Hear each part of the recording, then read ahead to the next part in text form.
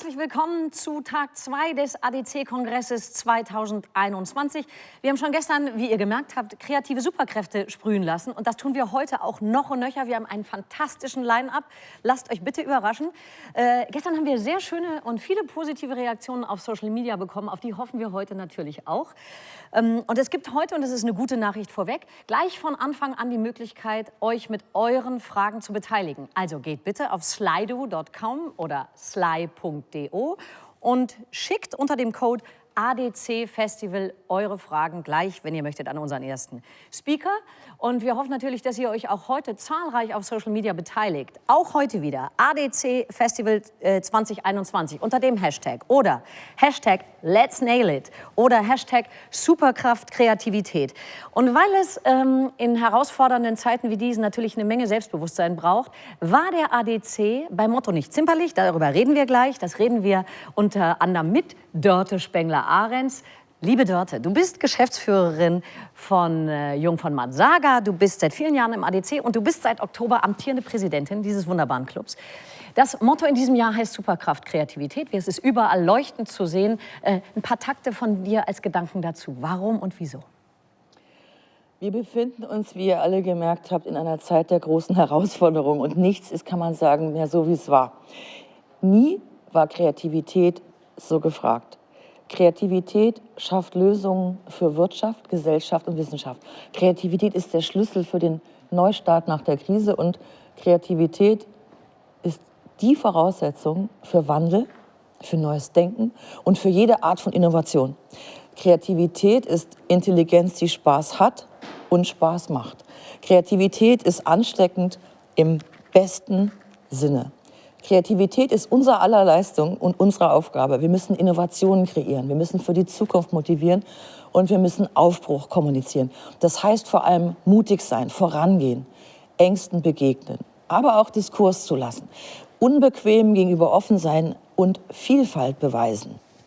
Kreativität ist der überraschende Sieg über das Erwartete. Ohne Kreativität gibt es kein Neu und kein Wow. Superkraft Kreativität, Kreativität findet immer einen Weg, unser Motto. Liebe Dörte, vielen Dank. Ich erinnere mich an gestern, da gab es einige Wow-Momente, wo du hier neben mir saßt und als wir gemeinsam moderiert haben, immer so Sachen aufgeschrieben hast und gesagt, ah, ja, interessanter Gedanke. Was hast du vor allem von gestern mitgenommen? Was waren deine persönlichen Highlights? Ich könnte jetzt ganz lange erzählen, aber ich reduziere es mal auf 3.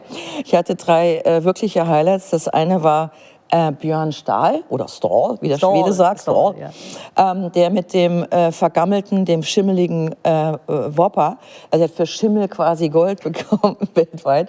Warum? Er ist wahnsinnig mutig gewesen, indem er die größte Sünde, die Todsünde begangen hat, nämlich er hat Food Marketing mit Schimmel ad absurdum geführt. Und sein Auftraggeber hat wohl gesagt, die Todsünde des Food Marketing, let's do that.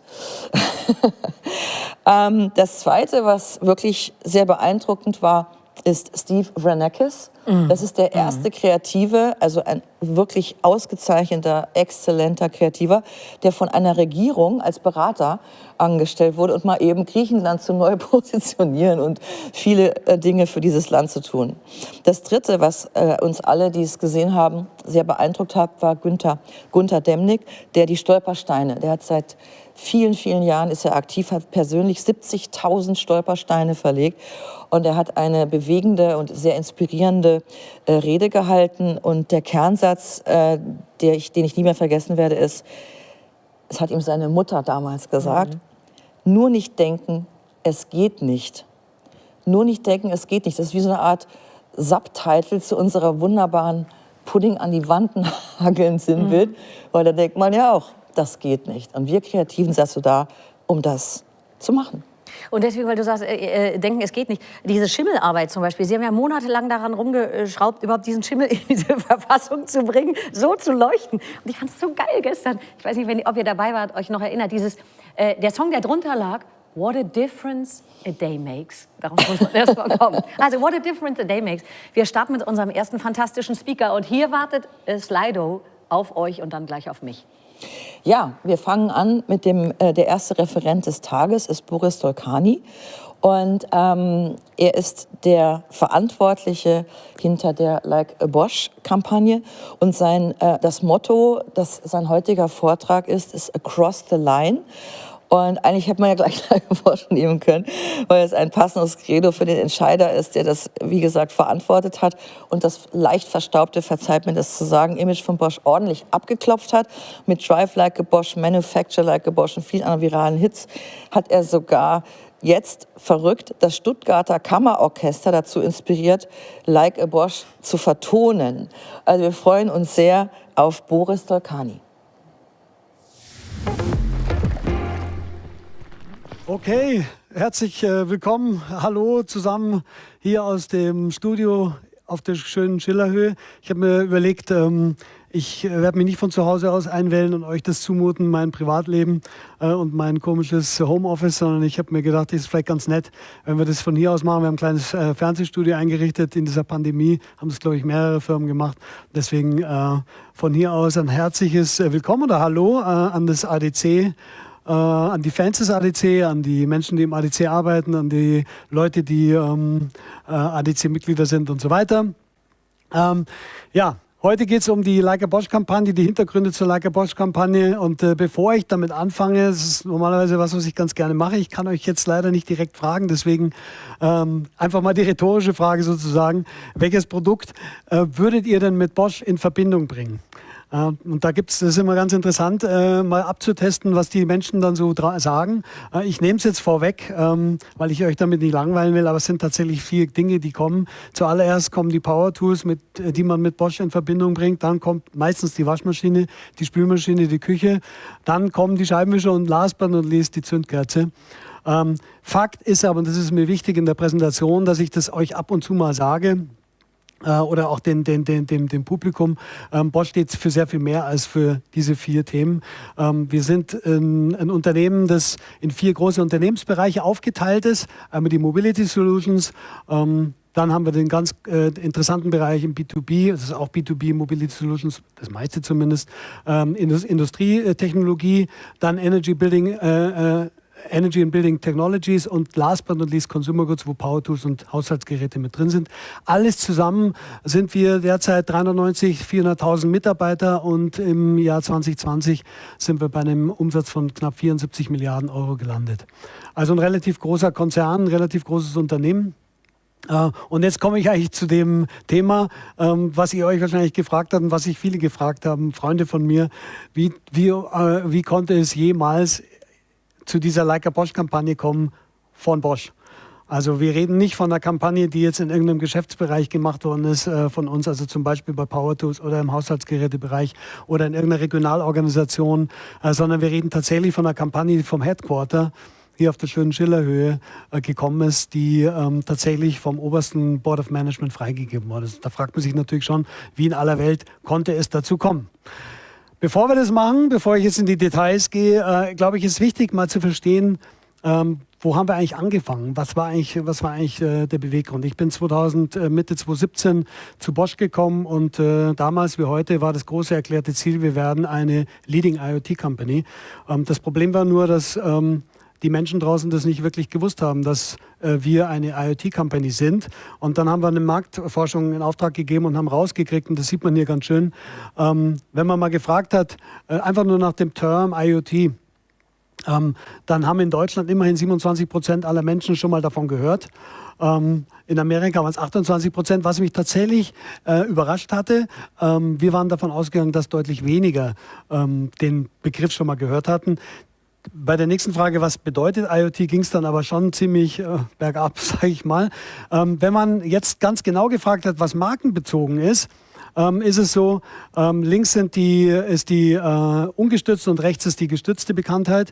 Da gibt es ein paar Marken in den USA, die tatsächlich einen guten Job machen und die da in 2017 war diese Studie war von 2019, Entschuldigung, die da einen ganz guten Job machen. Logischerweise Amazon, Google und Microsoft, aber auch nicht so, dass man jetzt total wow sagen würde. Aber wenn wir hier unten rechts uns das anschauen, Bosch, links ist ungestützt, rechts gestützt bei 11%. bringt man den Markennamen Bosch dazu.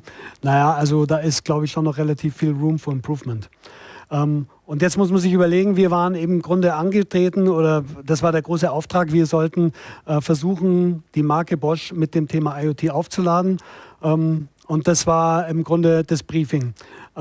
Jetzt war es so, wir wissen auch aus der Marktforschung und aus unseren Reputationsstudien, dass der Markenwert oder unser Markenversprechen, faszinierende Produkte, definitiv auch noch Aufholbedarf hat und Potenzial hat. Deswegen war das Briefing an die Agentur letzten Endes zu sagen, Bosch ist gleich IoT, ist gleich faszinierend.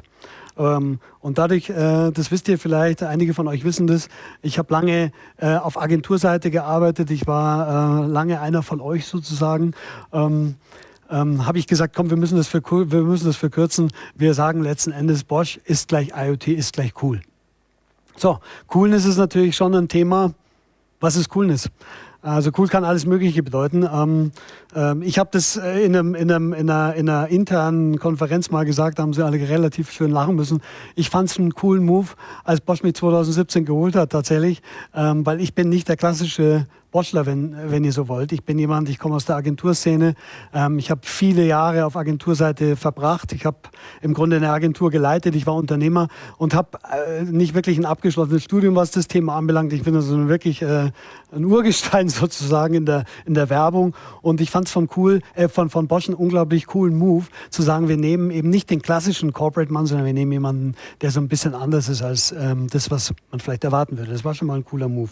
So, jetzt war es so, wir haben das Briefing rausgegeben an die Agenturen und das war ganz interessant. Wir haben 4 Agenturen antreten lassen in 2018 und die tatsächlich letzte Agentur mit der allerletzten Idee, die gekommen ist, hat das Rennen gemacht. Die allerletzte Idee war von Jung von Matt, von den Kollegen an der Alster, mit diesem Movement, das sie entdeckt hatten, Like a Boss, die aus Like a Boss, Like a Bosch gemacht haben.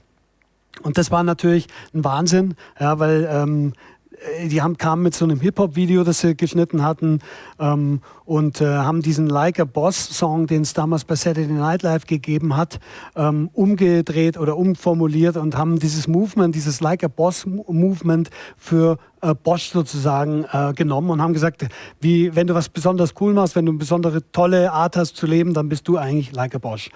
Und ich muss sagen, also ich habe natürlich so ein bisschen so getan, als kannte ich das Like a Boss Movement. Ich kannte es tatsächlich nicht so richtig, hatte davon gehört. Aber wir hatten witzigerweise jemanden aus dem Einkauf dabei, der deutlich jünger war als ich oder als wir. Der war so Mitte 20 und der war total begeistert. Der kannte das Movement und der war super, super heiß drauf. Und wir waren auch am Schluss natürlich begeistert davon, weil ich es einfach gut fand zu sagen, komm, wir nehmen ein Movement, das es tatsächlich schon gibt in den USA, das mit dem Saturday Night Live einen riesen Hype hatte und wir machen das zu unserem Movement.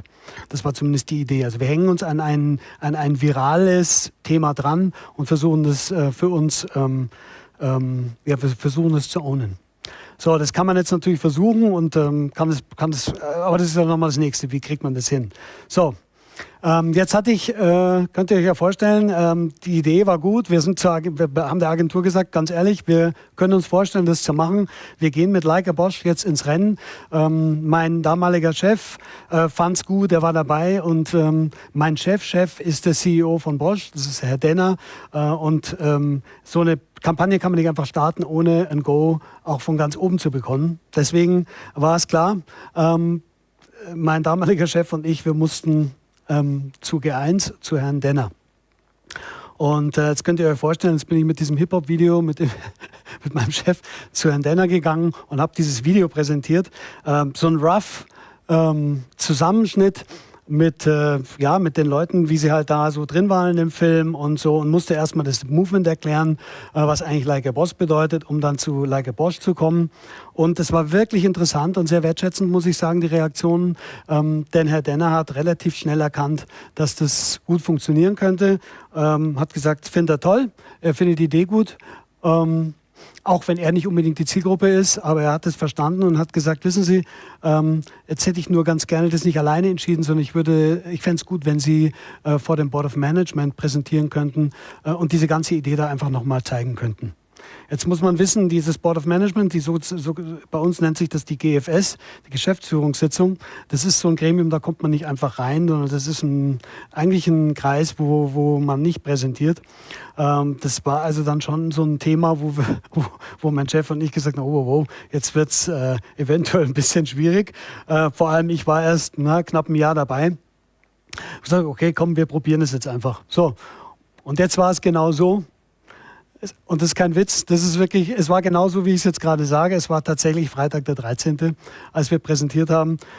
Und als ich dann in diesen Raum gekommen bin, habe ich festgestellt, und das habe ich dann auch gesagt, meine Herren, ich fange jetzt an zu präsentieren. Heute ist Freitag der 13. Ich habe gerade auf meine Uhr geschaut. Es ist genau 13:13 Uhr und ich habe mal nachgezählt. Wir sind inklusive Herrn Tyroler aus Asien 13 Leute in der Konferenz. Und dann stehe ich da und dann hat ein Vorstandsmitglied, Herr Kübel, der damalige Verantwortliche für Personal, gesagt, ja, Herr Dalkani und ich habe heute Geburtstag. Und das muss ich euch aufklären. Bei uns sind die Geschäftsführer durchnummeriert und Herr Kübel hat die Nummer 13. Das heißt, er ist G13. Dann dachte ich mir, um Gottes Willen. Also es ist der Freitag der 13, 13:13 wir sind 13 Leute und Herr Kübel hat heute Geburtstag. Also man könnte sagen, okay, eigentlich habe ich ein Problem, aber tatsächlich ist es ganz gut gelaufen. Es war eigentlich ganz nett. Wir hatten gute Diskussionen und am Schluss war es so, dass wir vom Vorstand das Go bekommen haben für diese Kampagne. Und und dann standen wir da, muss man sich einfach mal vorstellen, dann standen wir da, mein Chef und ich, wir sind rausgegangen aus der Präsentation und wir hatten den klaren Auftrag, so, also Kani, machen. So, jetzt ist es nur so, das kennt ihr natürlich alle, einen Hip-Hop-Film zu machen, eine Hip-Hop-Kampagne zu machen, ist ja nichts Neues. Das versuchen viele Firmen, mit dem Hip-Hop junge Generationen anzusprechen, versuchen eben diesen Hype für sich zu claimen und versuchen damit die Awareness des Unternehmens zu verbessern und auch zu verjüngern. Das heißt, das ist ein unglaublich schmaler Grat, jetzt auf dem man hier wandelt, zwischen aus totalem Versagen und einem großen Erfolg. Ja, also das war schon so ein bisschen so ein Thema, wo ich gesagt habe, oh je, wie kriegen wir das jetzt hin? Hoffentlich machen wir die richtigen Entscheidungen. Also aus meiner Sicht eine ganz schön schwierige Nummer. Das eine ist das Reinverkaufen ins Unternehmen. Das andere ist ja dann tatsächlich was zu produzieren, was funktioniert. So, und um euch so ein bisschen zu zeigen, mit welchen Themen wir zu kämpfen hatten. Ich hoffe, die Agentur vergibt mir, wenn ich das jetzt hier so öffentlich mache. Gibt 2 Themen, die ich jetzt einfach mal mitgebracht habe, wo wir tatsächlich so ein bisschen Entscheidungen treffen mussten, die, glaube ich, nicht ganz unwichtig waren. Einmal ist das die Location und zum Zweiten ist es die Besetzung. Wichtige Entscheidungen, die da getroffen werden mussten, logischerweise. Einmal bei der Location und beim Cast. Also bei der Location war es so in den Scribbles, und das war so, in der Diskussion hatte man gesagt, man lehnt sich tatsächlich an so klassische Hip-Hop-Thematiken. Man versucht wirklich in der Bilderwelt der Hip-Hop-Videos zu bleiben. Man versucht, eine Bauhausvilla zu nehmen und einen richtig coolen Pool und alles sieht super sneak aus. Und als Typen hatte man sich vorgestellt, Typ am besten mit einem Sixpack und super aussehend und richtig ein cooler Typ. Und dann haben mein Team und ich, wir haben uns dann so ein bisschen überlegt, aber auch dann gemeinsam natürlich mit der Agentur und haben uns überlegt, naja, also eigentlich muss der Protagonist cool werden, weil er unsere Produkte verwendet und dadurch like a Bosch ist. Ja, das heißt, es sollte eigentlich ein Typ sein, der einfach so jemand, der um die Ecke wohnen könnte, der ein normaler Typ ist. Und zur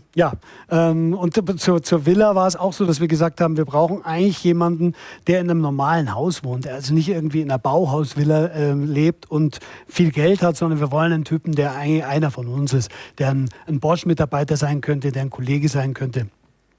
Und so haben wir also gesagt, naja, komm, lass uns das jetzt ändern. Und jetzt einfach nur zur Location, das habt ihr sicherlich gesehen im ersten Film.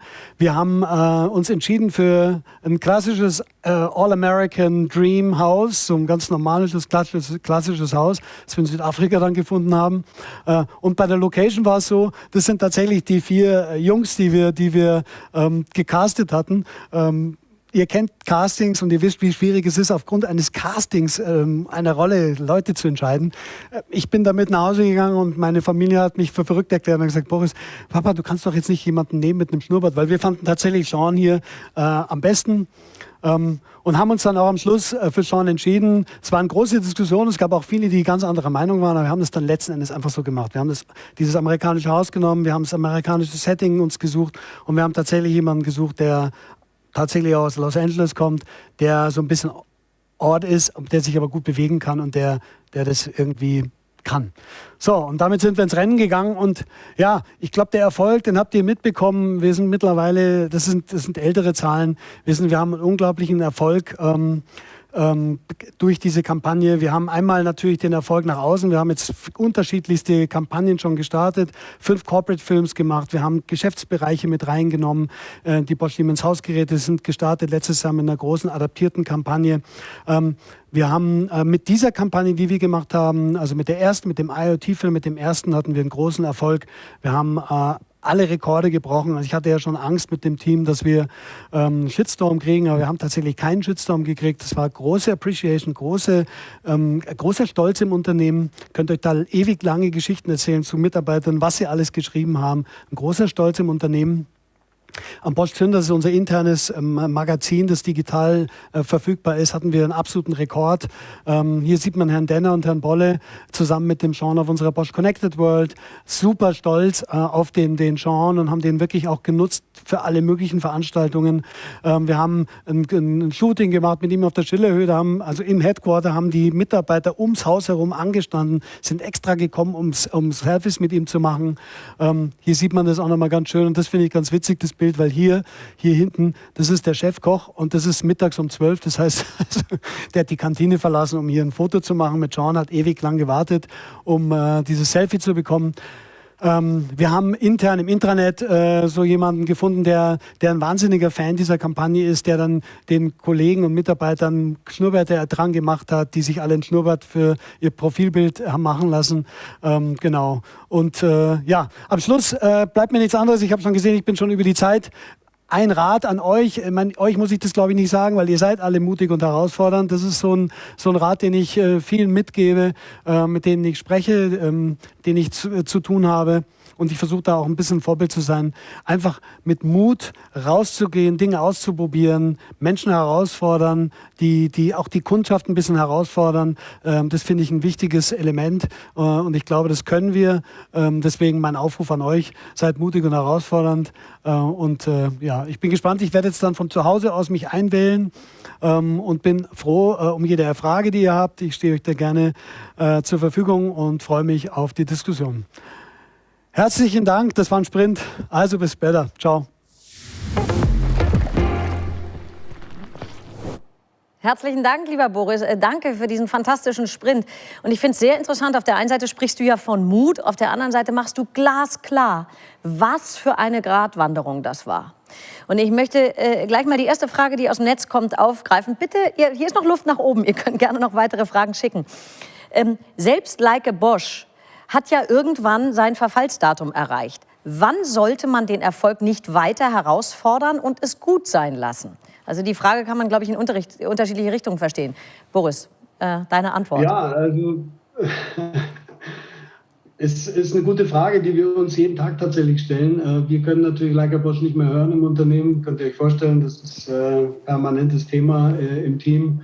Allerdings wissen wir aus der Marktforschung, dass wir tatsächlich noch sehr viel Platz haben. Wir können das durchaus noch weitermachen. Also wir schauen uns die Zahlen an und wissen, dass der Wear-out sozusagen noch nicht da ist. Wir planen definitiv dieses Jahr und wahrscheinlich auch nächstes Jahr noch mit Like Bosch weiterzumachen. Vor allem, weil die Geschäftsbereiche jetzt draufspringen und wir zum ersten Mal geschafft haben, eben eine Kampagne Bosch übergreifend zu fahren. Das hat Bosch vorher in der Form noch nie gemacht. Aber das finde ich hochinteressant. Das wäre nämlich meine nächste Frage gewesen, weil du sagst, die Geschäftsbereiche springen drauf.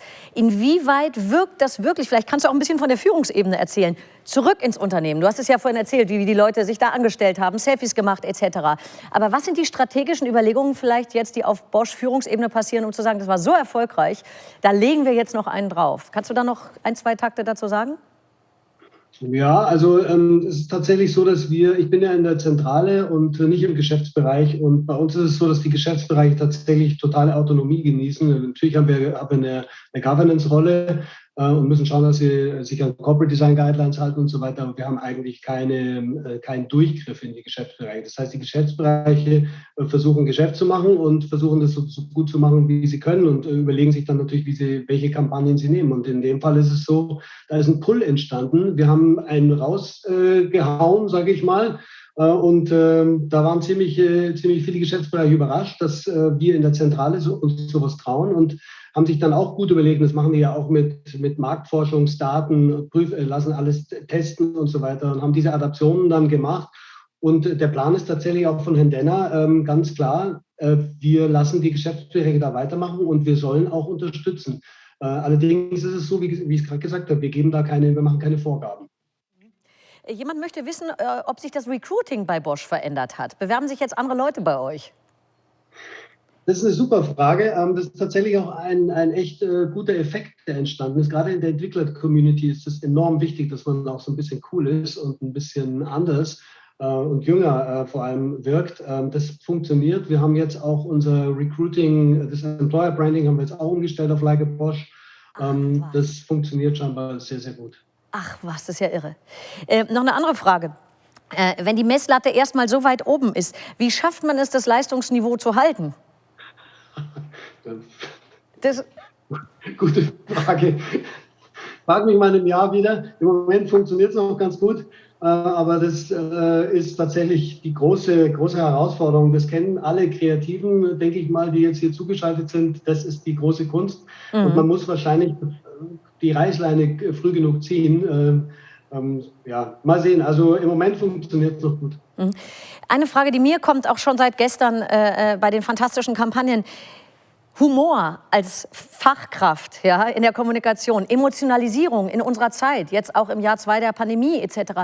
Was gibt es da für Überlegungen von euch? Weil du hast ja beschrieben, was für eine krasse Gratwanderung das ist. Du hast über Location gesprochen, über das Casting etc. Gibt es da noch so ein paar Gedanken von euch, auch in der Zusammenarbeit mit der Agentur, wo du sagen wirst, das wäre es vielleicht noch mal wert, es zu teilen, was diese Stichworte angeht? Ja, also soll ich das sagen? Also in den Geschäftsbereichen ist es so, die wollen natürlich Geld verdienen und die sind natürlich sehr produktfokussiert. Da ist es mit dem Humor auch nicht so leicht. Also wir nennen das die Like a Bosch-Momente, die wir da kreieren wollen. Das ist ein wichtiges Thema, da versuchen wir dran zu bleiben. Da macht die Agentur auch einen sehr guten Job, finde ich, weil sie die Geschäftsführer entsprechend challenged. Bei uns ist es so, dass wir das natürlich grundsätzlich machen können, weil wir keine Produkte verkaufen. Deswegen trauen wir uns da auch ein bisschen mehr. Aber ich glaube, Humor ist ein enorm wichtiges Element, gerade in der Kampagne. Aber ich glaube auch grundsätzlich ist Humor unglaublich wichtig in der Kommunikation, für mich zumindest. Lieber Boris, vielen tausend Dank für die Zeit und für Like a Bosch und für euren Mut. Danke euch sehr. Hat mir Spaß gemacht, vielen Dank. Uns auch. Ciao. Danke dir sehr. Ciao, ciao. Wir kommen zu unserem nächsten Speaker. Und ich möchte mit dem Gedanken starten, dass der Großteil von uns Menschen ja eigentlich keine Unsicherheit mag. Dass sie aber zunimmt in unserer Zeit. Das sagt auch der Internet-Entrepreneur Pascal Findet. Viele von euch werden ihn kennen. Er ist Mitgründer der Beratungsagentur Be Radical. Er ist Beiratsvorsitzender von EY Wavespace. Er ist Dozent für Entrepreneurship und Open Innovation an der berühmten Singularity University. Und er ist Venture-Partner bei Bold Capital Partners. Und er dürfte aus diesen diversen Perspektiven wissen, wovon er spricht. Pascal war in Führungsposition bei Google, Mozilla und eBay. Er hat beim Google Campus, das habe ich auch von Dörte gehört, er hat die geflasht, die ihn wiederholt erlebt haben. Und er hat als Investor Technology-Startups aufgebaut. Er hat die Plattform The Heretic.org gegründet und er hat sich zur Aufgabe gemacht, sinnvolle Veränderungen zu schaffen. Darüber haben wir gestern auch schon gesprochen. Heute verrät er uns, warum wir gerade dieser Zeit der Unsicherheit mit Neugier, mit der Gier nach etwas Neuem und nicht mit Zaudern und Skepsis begegnen sollten.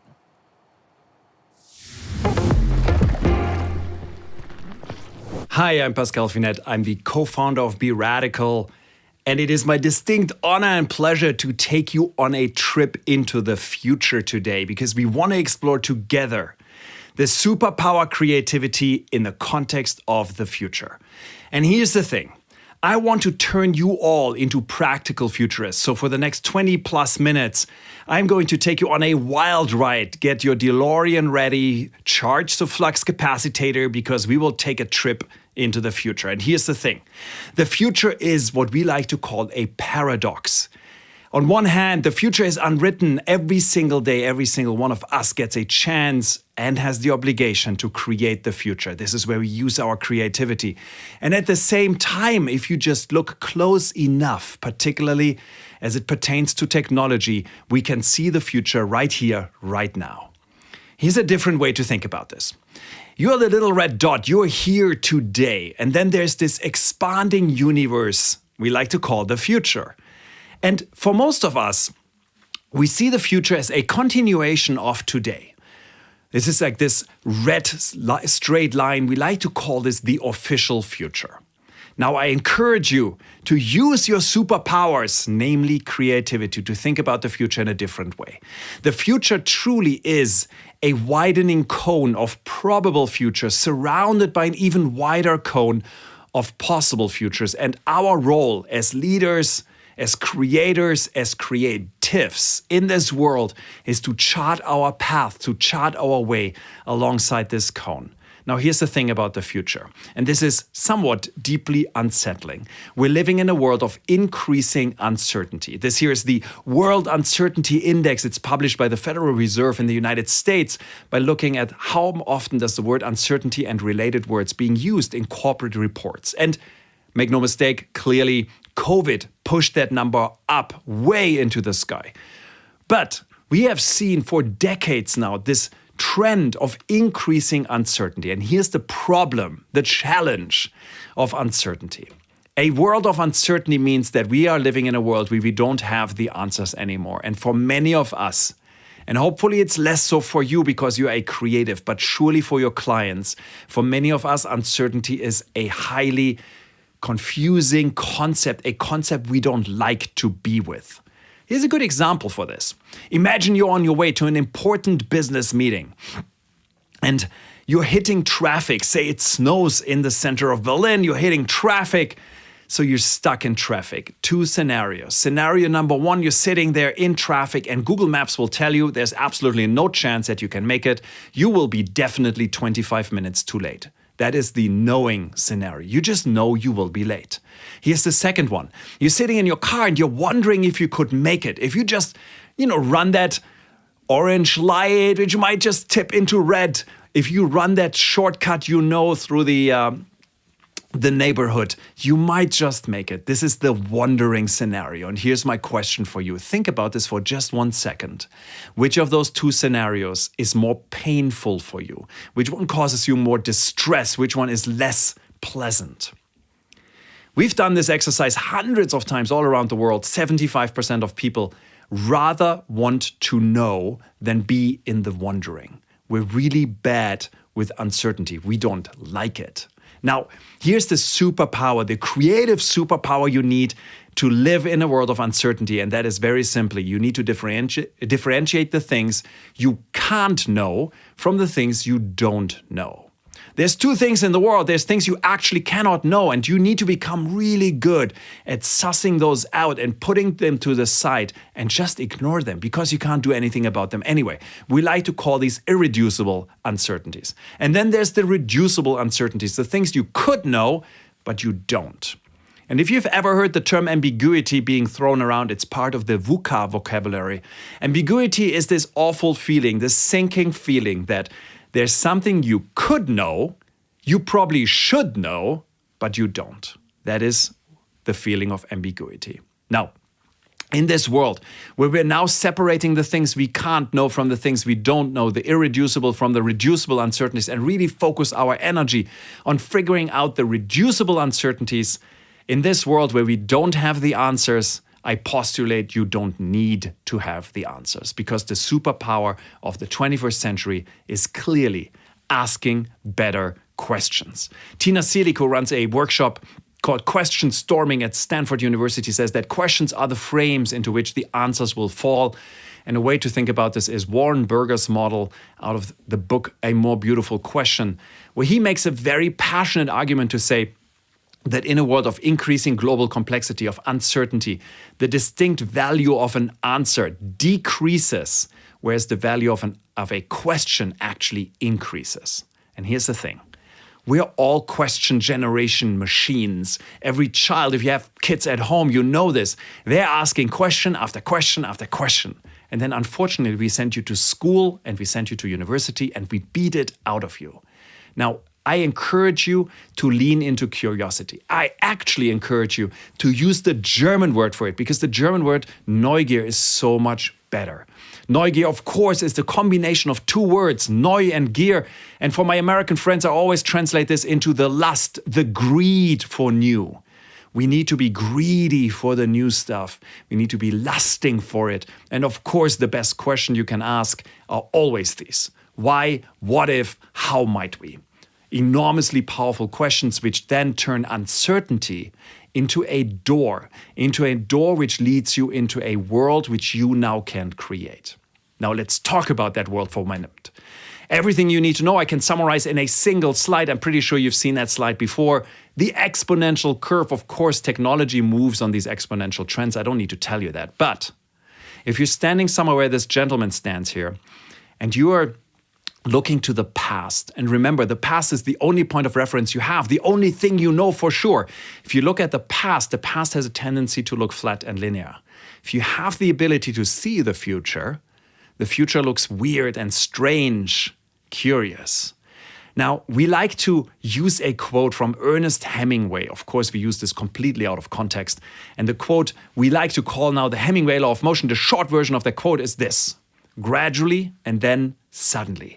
Because that is exactly how this future happens to us. It seems to come out of nowhere. For a long time, nothing happens, and suddenly it explodes onto us. Now, here's the superpower you want to harness. You want to learn to read the early stage of this exponential curve, something we like to call weak signals. Let me give you one, just to sharpen your senses, sharpen your eyes towards this. And we want to talk about the mother of all exponential trends, compute. Now, I will not tell you that your smartphone is computationally as powerful as a supercomputer from the 70s.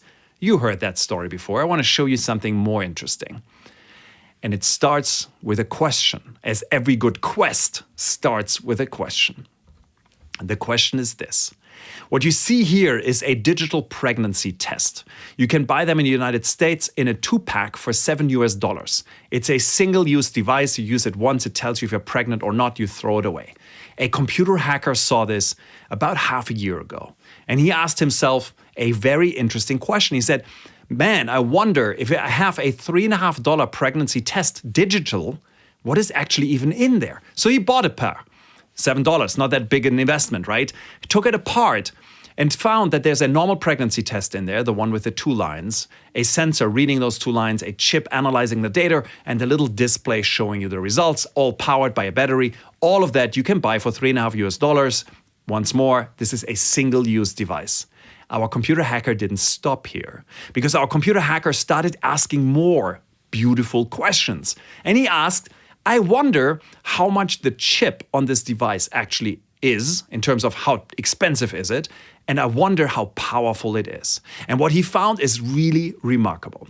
The chip in this device, and again, this is a single-use device, $3.50. The chip in this device costs less than 50 US cents and has the same compute power as the original IBM PC. The very computer which started the PC revolution is now in a device which I put some bodily fluid on, use it once, throw it away. And then because we are computer hackers, we put the computer game Doom on it, because why not? Now you might look at this and say, gee, Pascal, this is funny, but I don't get it. Let me tell you. I look at this and I start to ask myself, what is this a weak signal for? What is it pointing towards to as what the future will look like? And then it becomes interesting.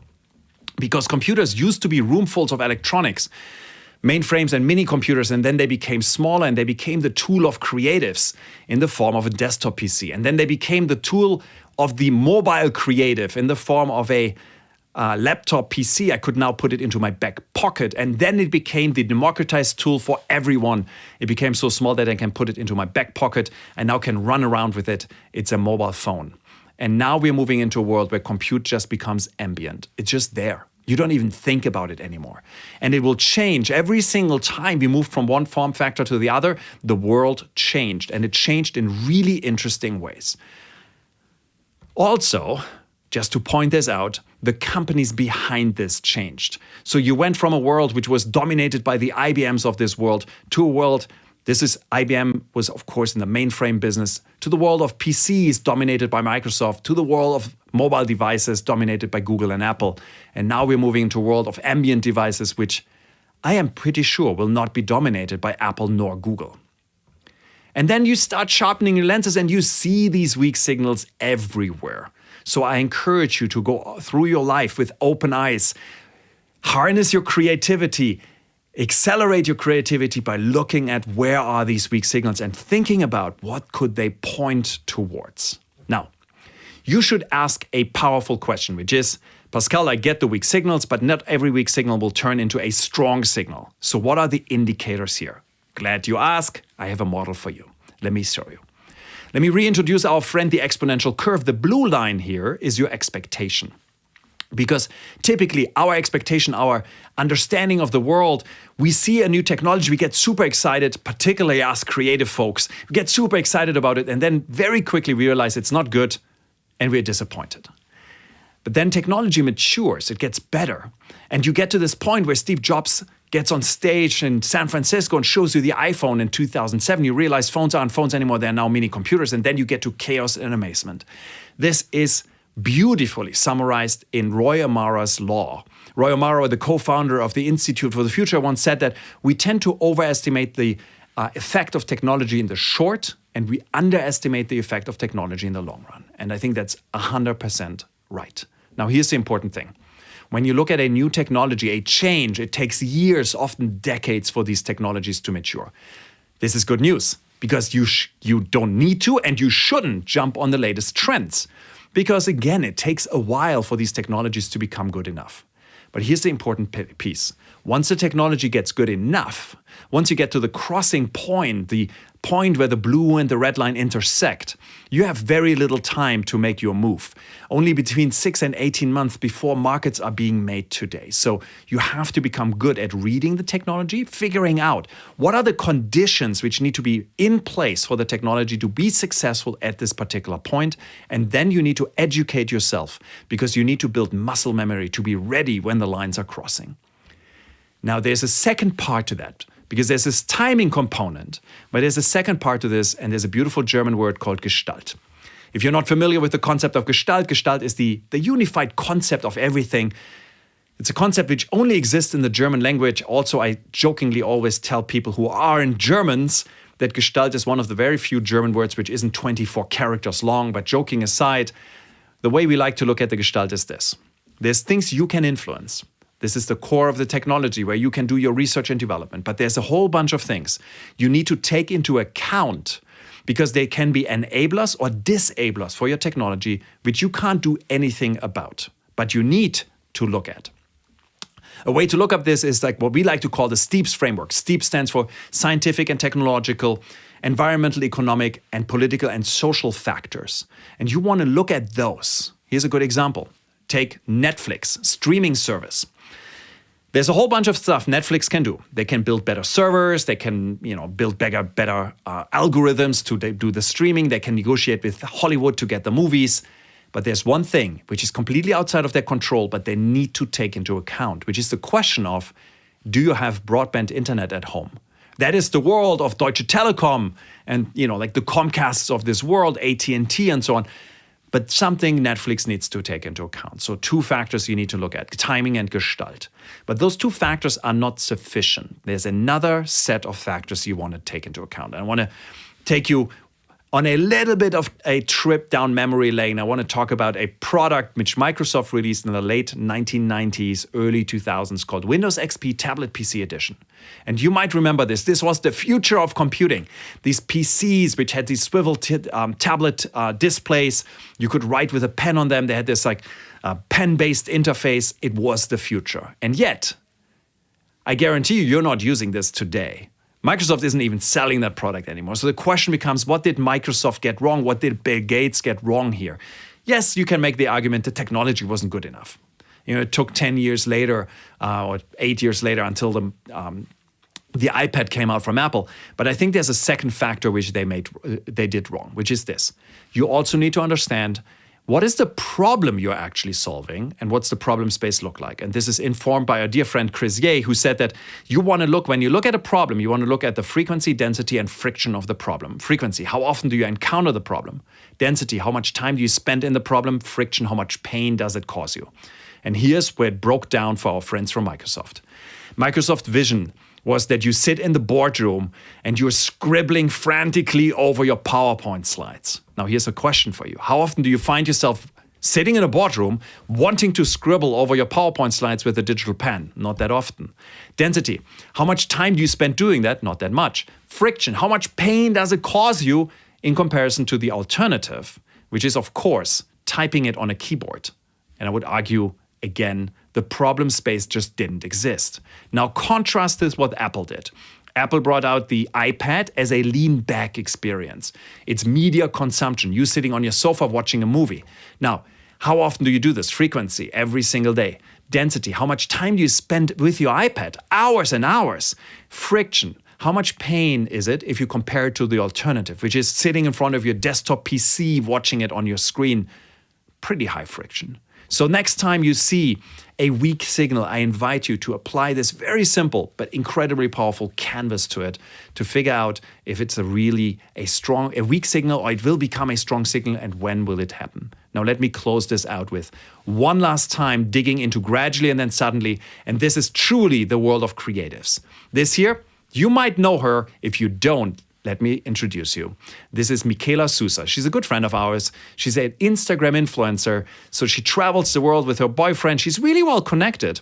These are two New York-based art collectors, very famous people. So she hangs out with the important people, takes pictures of herself, of course, has sponsorship deals from fashion brands and skincare companies, decorative cosmetics.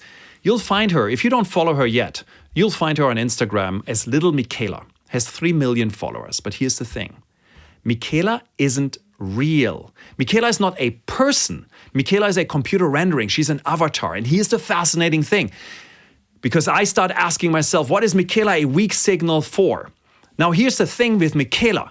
Michaela can travel where we can't travel at the moment. Michaela doesn't get COVID. Michaela might get a computer virus, but that's a different story. Michaela also doesn't fly first class. She works 24/7. And if you happen to run a model agency, you might want to rethink if you want to have photographers or computer nerds working for you. If you're a supermodel, your days might be over. But I also believe that Michaela is the future of entertainment at large. Let me introduce you to this guy here, Roy Orbison. Roy Orbison, American musician, he's dead. But you can see Roy Orbison perform live in concert today in front of thousands of people with a live orchestra as a high-resolution, three-dimensional hologram. And of course, he's got the same properties as Michaela. Right? He doesn't fly first class, he doesn't throw like lavish parties. But here's the thing which people get really excited about. This version of Roy Orbison can, first of all, perform despite the fact that he's dead. That's pretty cool already. But he can also perform in 10 venues at the same time. And make no mistake, we've seen all of this. In the mid-'80s, there was a show called Max Headroom. I grew up on this, came from the BBC. We have seen the early signals decades ago. Now, let me close you out with a quote. There's a dear friend of ours, Ron Shaich. He's the founder of Panera Bread, very successful, healthy fast food chain. And when asked how they became so successful and how they could see the future, he said, our approach at Panera has always been to discover today what will matter tomorrow and then to transform our company into a future that is unfolding before us. And that, my friends, is why I think understanding, seeing, and seizing the future is so important, and it is truly unlocking the superpower of creativity. Now, if you want to be in touch, do send me an email. If you send an email to this email address, we've got our own version of Michaela Souza, not quite as good looking. It's a faceless bot, but that bot will send you back my personal contact details, my LinkedIn. We also do a ton of research, which we share openly on a mailing list. We'll add you to that mailing list. So with that being said, Go into the future boldly. Create the future because the future is unwritten.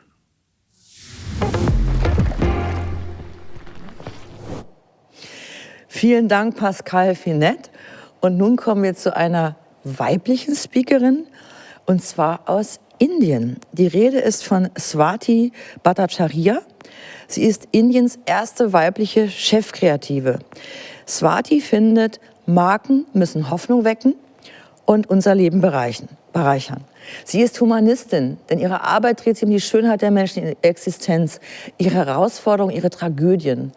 Sie basiert auf der menschlichen Kultur und der Einsicht, dass Marken nur dann Relevanz schaffen können, wenn sie Hoffnung wecken. Und sie hat noch viel mehr gemacht. Sie hat mit ihren Kampagnen ganze Denkweisen, religiöse Verkrustungen und sogar Gesetze verändert. Und das mit Kommunikation.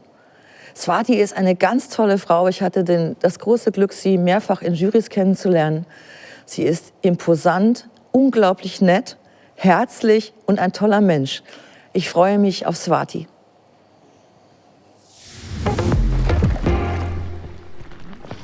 Hi, this is Swati Bhattacharya from FCB India, and such a big honor and such a big privilege to be speaking to the Art Directors Club. And, you know, I met Dirty a few years back when we were judging Clio, and because of her, I could see all the great work that comes out of Germany. And then later, I had like my eyes open, oh, that this piece of this, you know, the shopper market work or whatever what you guys did with the Adidas. So it's really, really big privilege. And I can't even imagine that you guys are familiar with my work and I have been asked to speak. Today, I want to speak to you about, you know, can truth or can authenticity be used as a creative tool as work gets born? Now, you know, I understand that sometimes people feel, why does advertising have to make such a heavy weather, and does advertising have to really, if advertising is changing the world, then what are the politicians going to do? But I think, you know, where my truth lies is I just want my brands to be loved and liked. And for brands to be loved and liked, you have to forge a kind of intimacy with your consumer, with the person who is connecting with you through a screen. And that's why, and for authenticity, truth is important. And once you get that thing going, what you are trying to do is create a relationship which is between a buyer and a seller, but a relationship that's made up of truth. So let me tell you about the first big campaign, which was a big global success, which is Sindoor Khela. How did that happen? So Times of India is India's #1 newspaper. But India is like so huge, and there are, you know, the east of India, the west of India, and somewhere in the east of India, Times of India hadn't made a foray as the Bengali newspaper, because in the province of Bengal, there were other English newspapers like Statesman and Telegraph. And they thought of Times of India as an alien North Indian newspaper. So when Times of India came to us with the brief that we want to connect with our Bengali leaders, which is, you know, as population goes, is close to 400 million. How do we do that? And I think,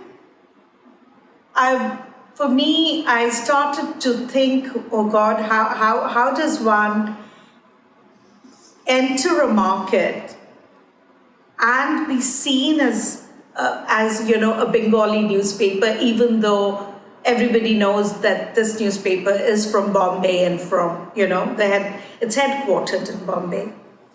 So there was a Bengali festival just round the corner called Durga Puja. And Durga Puja is like the biggest, it's like the Mardi Gras meets Christmas, and all Bengalis are, you know, for 5 days, they don't like eat at home, everybody is out, and a big social festival. And on the last day of the festival is like the piece de resistance. That's what all Bengali women love, which is the vermilion game called the Sidur Khela. And, every woman dresses up in the morning and like they wear the white and red sari and they, smear vermilion on each other. And it's really like a very, very, very beautiful game. But till the time I got divorced, I didn't really realize that, oh my God, this is a privilege only given to married women. And even when my mother became a widow, I realized she wouldn't be coming with me to play Sidur Khela, but I thought, in a way we are following tradition. But the fact that in this tradition was, something so discriminatory, and till it happened to me, I hadn't realized the pain involved. That because now that you are divorced, you can't dance, but you can watch. And as in one of these festivals, when I was a watcher, I saw everybody who belonged to my camp, the unmarried women, the divorcees, the widows, same-sex couples. And that's why I thought, will Times of India be so brave to talk to Bengalis about something which is so intimate to them? And if the client actually buys this idea, then we are truly talking to Bengalis, because we have picked up something from their culture and we are asking them to solve it. So that was, I felt that was like, okay, a great starting point. It also made me very nervous, because I knew that I am doing something with religion, and in a country which is going through a very strong right-wing government. I didn't know whether the client would agree. But, in the beginning, the client was shocked. He said, no, this is a happy festival. What you're trying to do is actually, bring some sadness, and can't we do something else? But there was a woman client, Somali, and this campaign wouldn't have happened if she didn't adopt it. And that's why what Somali brought into it was, let's, why don't newspapers only talk to men? There are women readers too, and that is half the population. So there was a lot of pull and push, and then we got ready. And what was nice about our campaign was we weren't asking men to solve it. Often in India, when you're working on something about women, you want the father to take a selfie with the daughter, or you say the husband should be he should give you the permission. Out here, we were directly talking to women. And we were just saying that, even though we are supposed to be one gender, look at the way we divide ourselves. The married feel a little superior to the unmarried. The divorcees feel a little better off than the widows. The widows, of course, look down upon the divorcees. Then, there is a whole thing between the transgender and the sex workers. So what happened was this particular piece of work asked all of us to come together, dance together, and become one. It was a very, very simple thing. We weren't asking anybody else. We were only talking to women, and we were, the line was, this time when we play, let no daughters stay away, because if we are all daughters of the goddesses. Now, as soon as this campaign came out, like we did it in two parts. One was an invitation, which was like a slam poetry, and we got like the actresses, LGBTQI women, we got widows, and everybody to come and say that, let's play. And the biggest festival society in Calcutta, actually, when they saw the press ad where we had invited women, they actually called up Times of India and they said, yes, please start with us. That was like the best thing that could happen, because we had like the biggest supporters, in the form of this big temple society. I would like to share the work with you, just see how it impacted.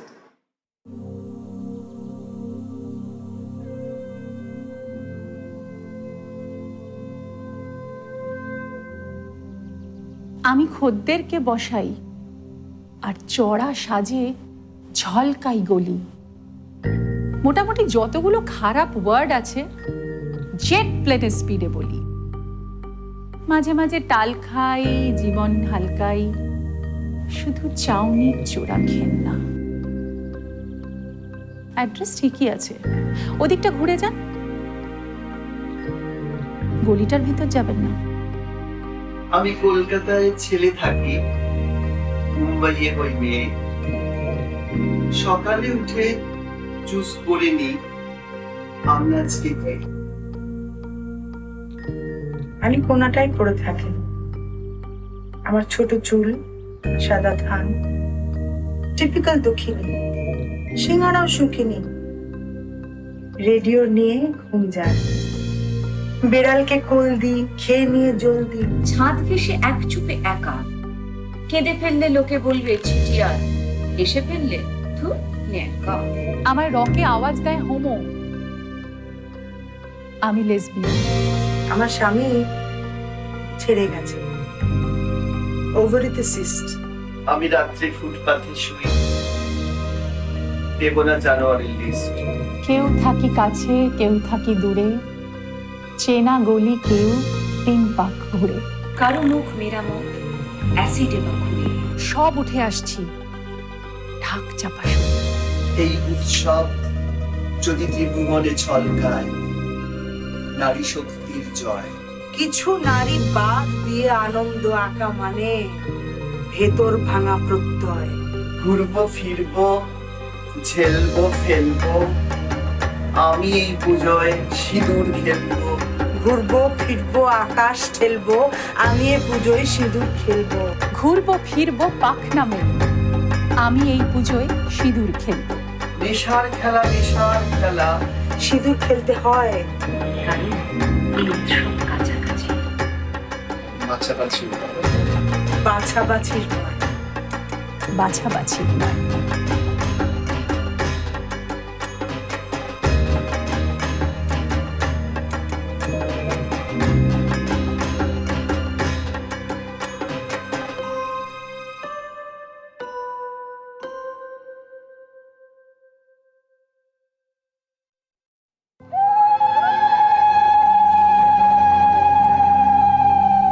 Every year, 35 million Bengali women sing and dance to celebrate the power of Goddess Durga through a national festival called Sindoor Khela.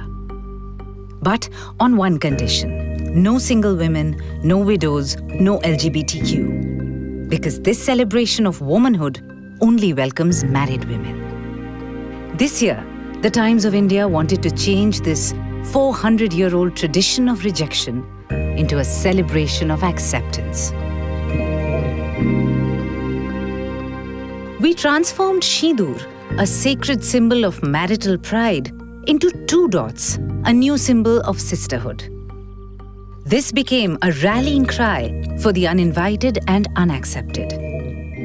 A national call to action was released through a slam poetry film where the most influential Bengali women demanded acceptance. আমি এই পুজোয় সিঁদুর খেলবো।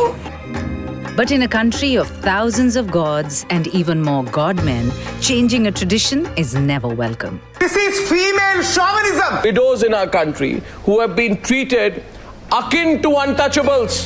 But nothing could stop this red wave. A group of Indian widows have returned home to their home city of Kolkata. Thousands of women came together to share the 2 dots in a historic celebration, and millions poured their heart out in support. Both men and women endorsed the 2 dots as a call for inclusivity. In the process of finding cultural relevance, the Times of India became the news that other newspapers covered.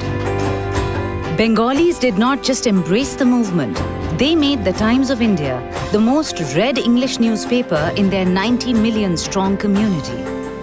But more importantly, 50 temple societies opened their doors to women, dropping all labels and conditions.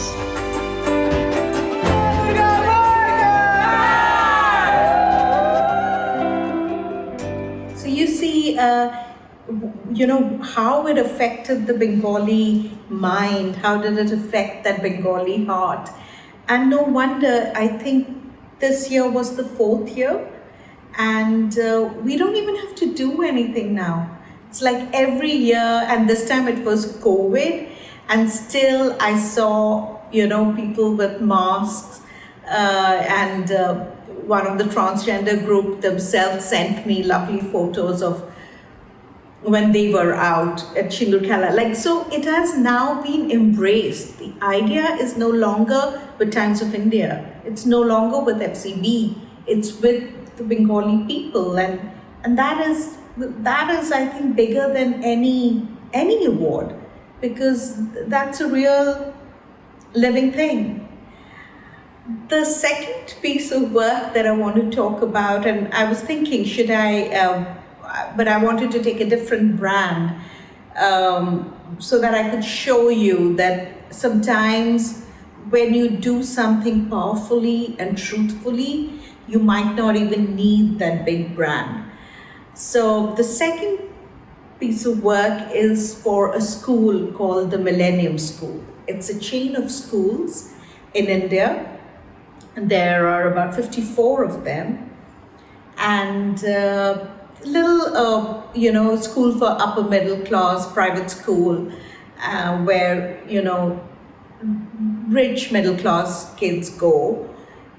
And they wanted to do a campaign in which, I could get, when I met the managing director of the school, Shantanu Prakash, I kind of felt that yes, he wants us to do a campaign for the school, but he also wanted us to create an ambition for the school, for the whole network, and not just for their school, but maybe for education, because his big interest is education, and he said, this is the problem with the country, that the kind of kids who get proper school education is like 18%. So what can we do? And I knew have to do something about Millennium School, but how do I carry the country along? Obviously, because it's a school, we don't have too much media money, we can't afford big newspaper ads or a film that runs on TV.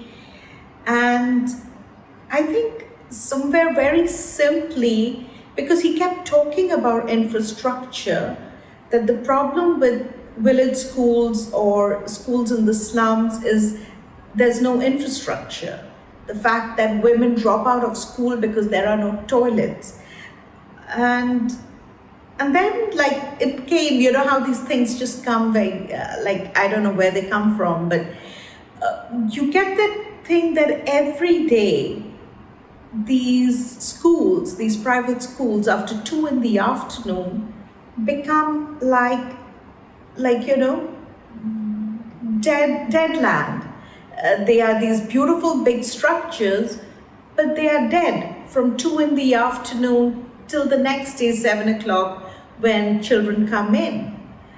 And I went to Shantanu and said that, listen, you have 54 schools.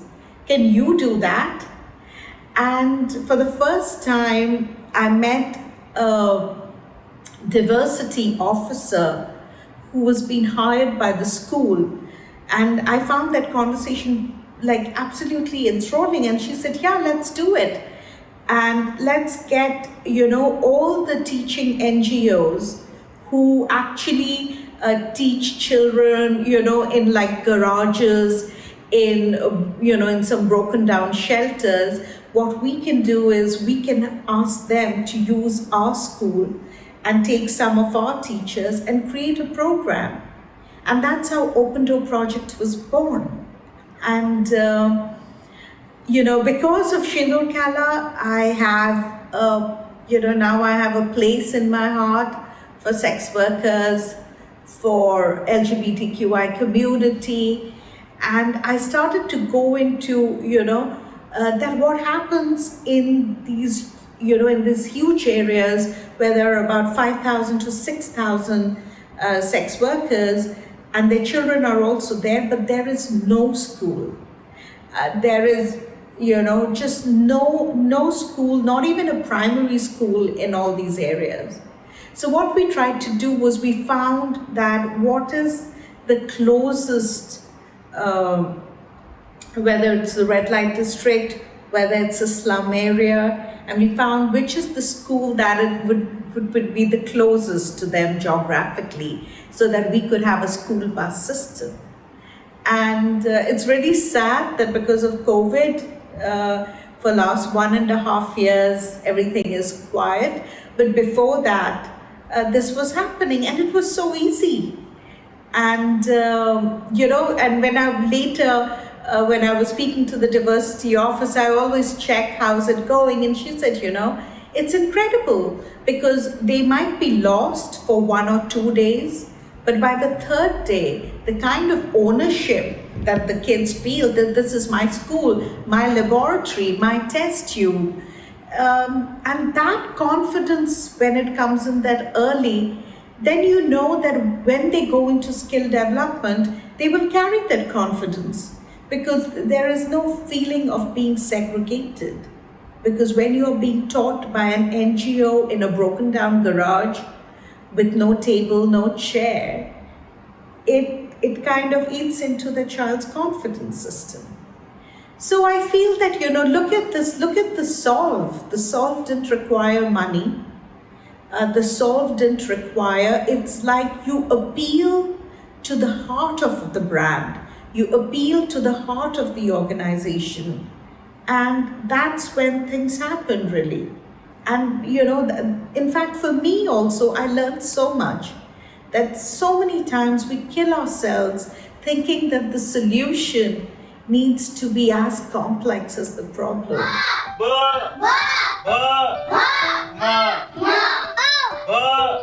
Education in India, I call it a national emergency. There are 80 million kids who are on the streets. They should be inside classrooms right now. And this is not a problem that only the government can solve. Because I want to give these kids exactly the same educational standard that the so-called prestigious elite India gets. And this is the Open Door Project. Millennium School is a chain of schools. We educate 35,000 children. If you walk into a Millennium School at 12 o'clock in the afternoon, you'll see it buzzing. But post 2 o'clock, the entire infrastructure falls silent. And then we decided that why don't we open our doors to kids from the community, from the neighborhood.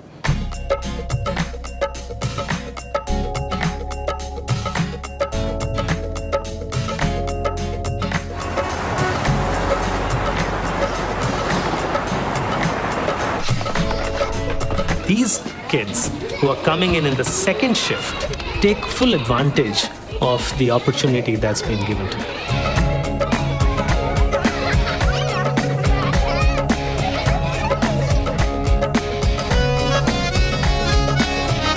This is the story of a sex worker's child who converts his mother's clients into teachers.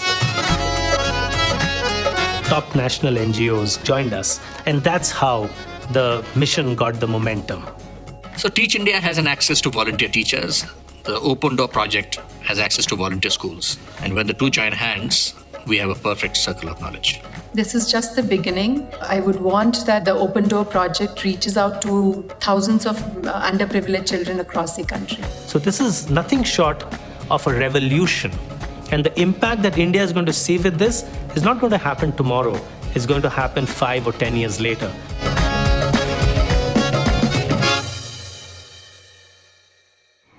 Yeah, so how to end my little talk? I think what I showed you in these 3 examples was, truth with its 2 cousins called simplicity and intimacy, are a creative tool that, is culture agnostic, is budget agnostic, it's location agnostic. You can create, work that will be remembered, work that will change people's lives. It'll make your brand look good in the boardroom, all by just keeping it simple, keeping it truthful, and enjoying the process while you're at it. Absolutely fascinating.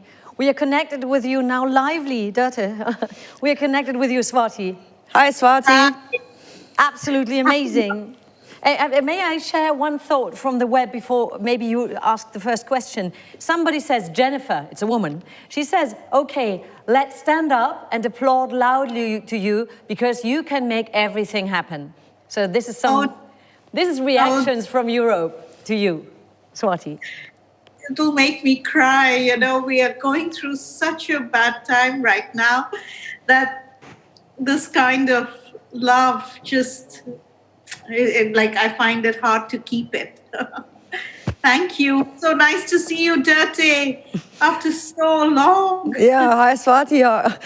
I guess when I ask you how are you, you just said a little that is hard times in India and all around. I know what we are all, and you especially, going through. But so I'm so thankful that in these times you find the time to talk to us and answer questions. And I was so proud that you said yes to take part here, because it's so, you did an amazing job. And the motto of us, as you know, is Superpower Creativity. So you are a superwoman of creativity. So thank you for being with us. And I don't want to interfere to the questions of the audience, but I want to ask you a first one, if I may, because in Germany, the gender discussion is a big one, and diversity is a big one. So we have, obviously, in our country, really, so we have only 12% of creative directors are female, which is a joke, right? So obviously, it's very hard to come up in the hierarchy. And may I ask you an impolite question? How could you make it as a woman to be a CCO of FCB in India? What did you do? How did you make it? I think I needed a woman to bring me here. If Susan didn't take a punt on me, if Susan Cradle, for everybody who doesn't know. Mm-hmm. Yeah, Susan Cradle. I mean, when I met her, I had no confidence for taking this job. So she had to work on me, and she used to write these letters, and I still keep them with me, and I read it every time I'm feeling low or not feeling too adequate. But not only did she give me this job, she also gave me some time to grow into it, because a CCO is a big job, and for someone with no experience, I didn't know whether I'll be able to do it. And she gave me that first year, she was just like this cushion, around, giving me time. And I guess that when somebody gives you an ecosystem, which helps your survival, we don't even know in the ways that this, things germinate and things can be born. I'm, very impressed and thankful that you shared this information with us. because we could all have thought that you are a super power, like a man would do it. So that a woman helped you in this fantastic way, which you just described, is, hopefully inspiring people who watch to do the same. And maybe this brings me to the first question. Your superpower strategy, how do you do it? How do you nail things down and bring people to follow your ideas? You have a purpose, no question. But what is your strategy? Do you search for like-minded 1, 2, 3 people at first? So how do you do it to really create this incredible impact at the end? How do you start? So, in the beginning, because I'm usually dealing with men, and I don't go in saying, hello, this is your opportunity to do big feminist work, and I will do it. So in the beginning, I just listen to them, and I keep thinking, what is their ambition for their brand? And chances are, when you stay with that and you let it cook in your head, you realize that the brand also has a heart. And the heart always wants things good for humanity, those are just, and I think once you find the heart of the brand, the story then comes very easily on, how do you make someone, how do you tell them a story which will feel like that's my story too? Or how do you tell them a solution which brings out the activist in the watcher? I'm not like, my limbs are, I'm a very lazy kind of a person, but what I like to do is try to push you to just go to do that, But maybe I can resonate or relate to that, because where did you get that from, this spirit? Who was your role model, maybe in your family or in your community? So who influenced and inspired you? So, my mom was she was a refugee from Bangladesh, and she got married at the age of 18 and had me at the age of 19. And it's almost like we both grew up together, and then she went and got herself, she studied mass communication. So I'm an only child with the working mother. So I had the two things that children need: a certain amount of, how do I say it? Is it boredom or isolation? And you have someone to look up to on a daily basis. And I think that kind of gave me,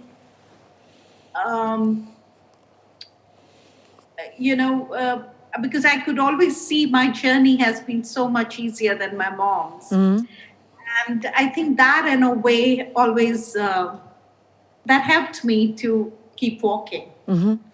There's somebody from our audience who wants to know, is there a taboo you would never work on?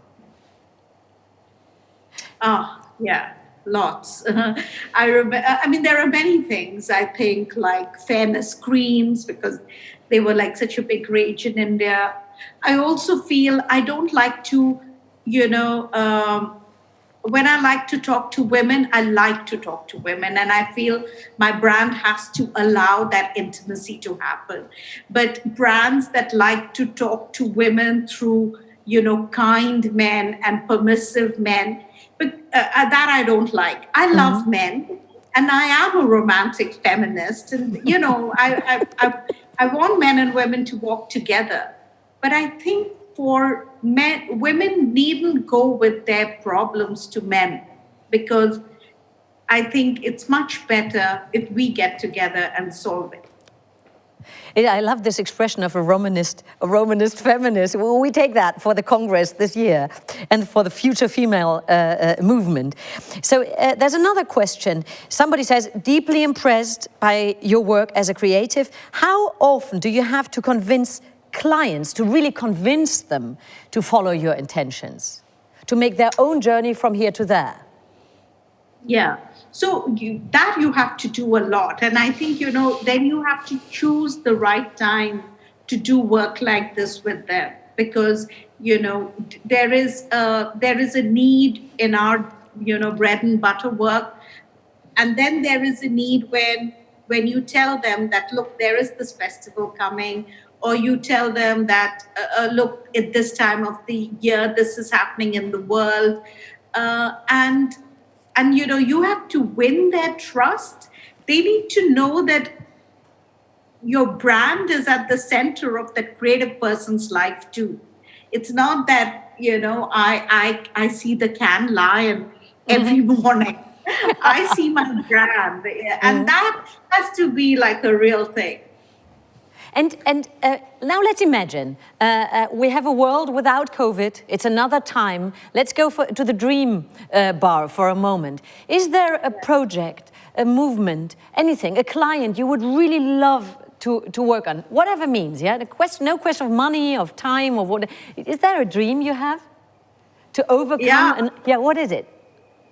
I mean, what I like is, and that I got from Millennium School, is that, if you have any brand, and that is why I don't now dream of budgets, or I don't really dream of big international brands, because for me, the meaning and authenticity to me comes from, from my partnership with the client. And that, that makes my dreams of a little different nature. Like, I don't sit there and say, if I could do Nike Women, or if I could do, like, those brands I love, I appreciate, but I'm very happy to do something small and simple and then watch it grow big. My ambition is never scale like that. But I enjoy the scale as a after effect. And coming back to the education topic, can you tell us, if you are a creative in India, I don't have a clue at all. I never traveled to India, so I don't know about creative industries in India. So where would you draw people from? How do you generate teams around you? How do you do that? Okay, so there are some really good advertising.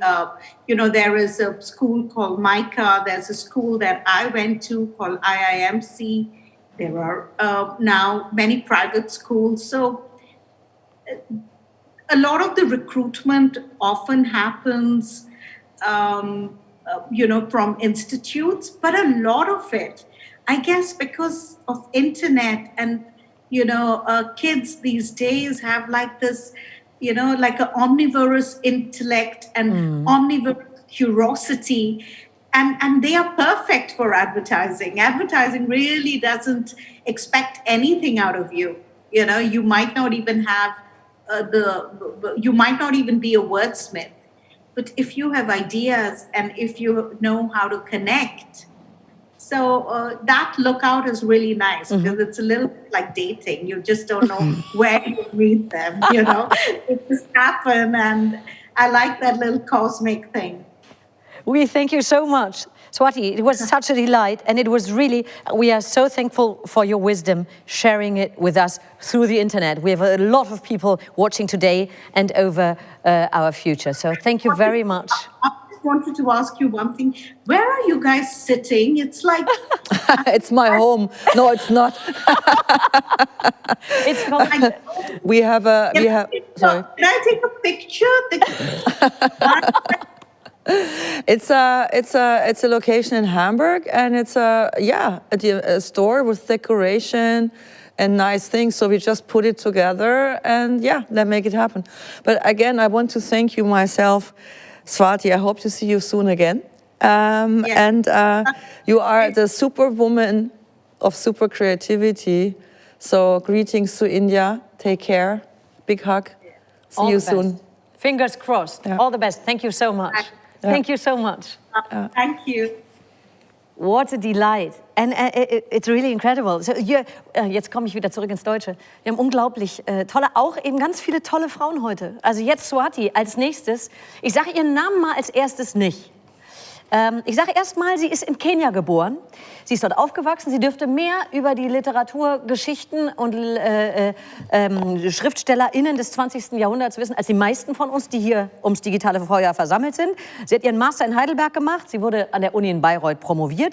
Sie ist Schirmherrin des größten afrikanischen Bücherfestivals Story Moja. Sie ist eine weltweit anerkannte Keynote-Speakerin zu ökonomischen Themen, zu ökologischen Themen, zu sozialer Nachhaltigkeit. Die Liste der Leute, die sie buchen, reicht von großen Wirtschaftsunternehmen bis hin zu Stiftungen und Global Organizations. Man kann wirklich sagen, mit ihren eigenen kreativen Superkräften und auch sozialen Superkräften, das durchzieht ihr ganzes Schaffen. Sie heißt Dr. Auma Obama. So, und sie ist die Schwester, ihr erinnert euch vielleicht, des ehemaligen amerikanischen Präsidenten Barack Obama. Und sie war im Wahlkampfteam für ihn im Jahr 2008. Und natürlich ist sie, weil sie eine Creative Superwoman ist, heute hier bei uns.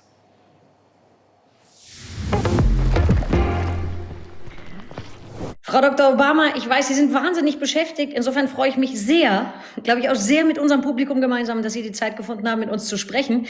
Vielleicht ein bisschen was zu Ihrem Hintergrund. In Ihrer Biografie sind ja verschiedene Kulturen verankert. Sie sind in Kenia geboren, Sie sind in Nairobi aufgewachsen, Sie haben in Deutschland studiert, unter anderem an der Filmhochschule, an der DFFB, und Sie wurden in Germanistik promoviert. Ich würde gerne wissen, woher kommt diese Begeisterung für die deutsche Sprache und was schätzen Sie an der deutschen Sprache? Also ich habe sowieso schon immer Literatur geliebt. Ich lese sehr gerne und sehr viel. Schon sehr jung habe ich angefangen zu lesen. Und ich habe dann in der Schule erstmal Brecht kennengelernt, im normalen Studiengang, also beziehungsweise nicht Studiengang, in der Schule, wo wir Werke von ihm gelesen haben auf Englisch, habe aber danach, als ich kurz vor der Abitur war, die Möglichkeit bekommen, Deutsch zu lernen. Und da habe ich gedacht, ja, warum? Ich habe Französisch, warum nicht, sorry? Ich habe Französisch verpennt und jetzt versuche ich es mit einer anderen Sprache. Und da habe ich dann Deutsch genommen, weil das angeboten würde. Und ich habe dann die deutsche Literatur kennengelernt, habe auch auf Deutsch angefangen, die Werke zu lesen. Böll, Borchardt, all die anderen, Brecht auch nochmal. Und es hat mir sehr gut gefallen. Und so fing ich an, die deutsche Literatur zu lesen und habe dann eventuell ein Stipendium bekommen und bin nach Deutschland gekommen, um Germanistik zu studieren. Unter anderem. Andere Sachen habe ich dann auch studiert. Aber zuerst bin ich gekommen, um Germanistik zu studieren.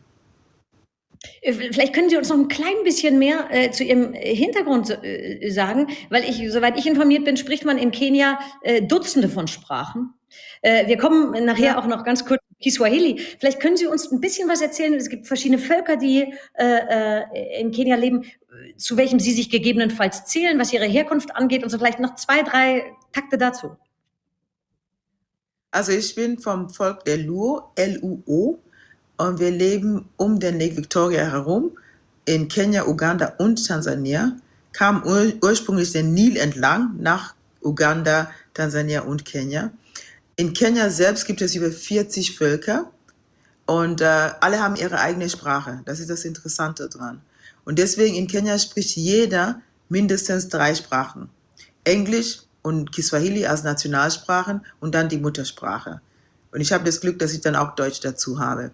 Und von daher sind wir eigentlich von Geburt her, schon von sehr klein, sind wir multikulturell. Wir sind gewöhnt daran, viele Sprachen, verschiedene Kulturen zu erleben. Und von daher ist es für mich wirklich ganz normal, in verschiedenen angeblich fremde Umgebungen zu sein, um mich dort wohlzufühlen. Was war für Sie die größte Umstellung, als Sie von Kenia nach Deutschland zum Studieren gekommen sind?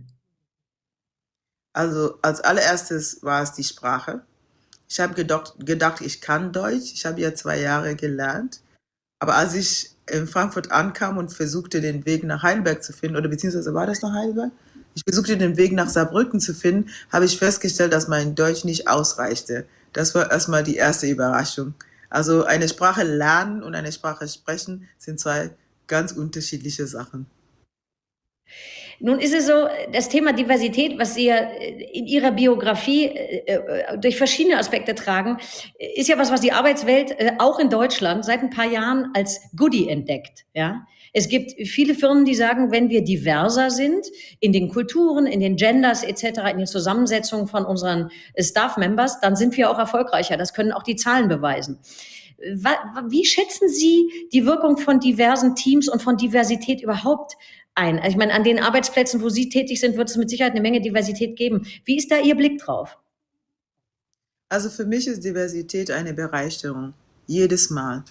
Je mehr, je vielfältiger, je unterschiedlicher die Menschen sind und miteinander arbeiten, einander verstehen, integriert sind, desto mehr bekommen wir voneinander. Und deswegen ist es für mich sehr wichtig. Ich suche das sogar.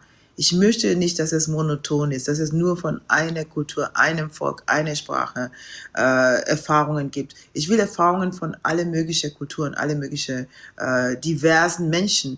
Und es ist immer eine Bereicherung, weil man immer dazu lernt. Und ich bin jemand, Sie haben es in meiner Biografie gesehen, ich habe viel und lange gelernt, viel studiert, habe wirklich viele verschiedene Sachen studiert, einfach weil ich immer mehr lernen will. Und ich lerne so viel von den Menschen.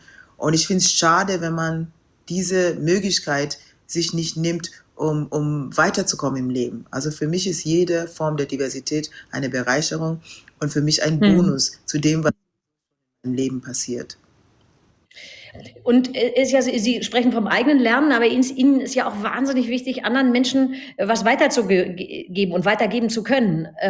Lassen Sie uns ein bisschen sprechen. Sie haben 5 Jahre bei der internationalen Hilfsorganisation CARE gearbeitet und dort gibt es ein Programm namens Sport for Social Change, was Sie ganz engagiert mit unterstützt haben, wo es vor allem auch um benachteiligte Mädchen geht, die Unterstützung bekommen sollen durch dieses Programm. Können Sie uns ein bisschen erzählen, was das Programm kann, will, macht und welche Diversität vielleicht da eine Rolle spielt?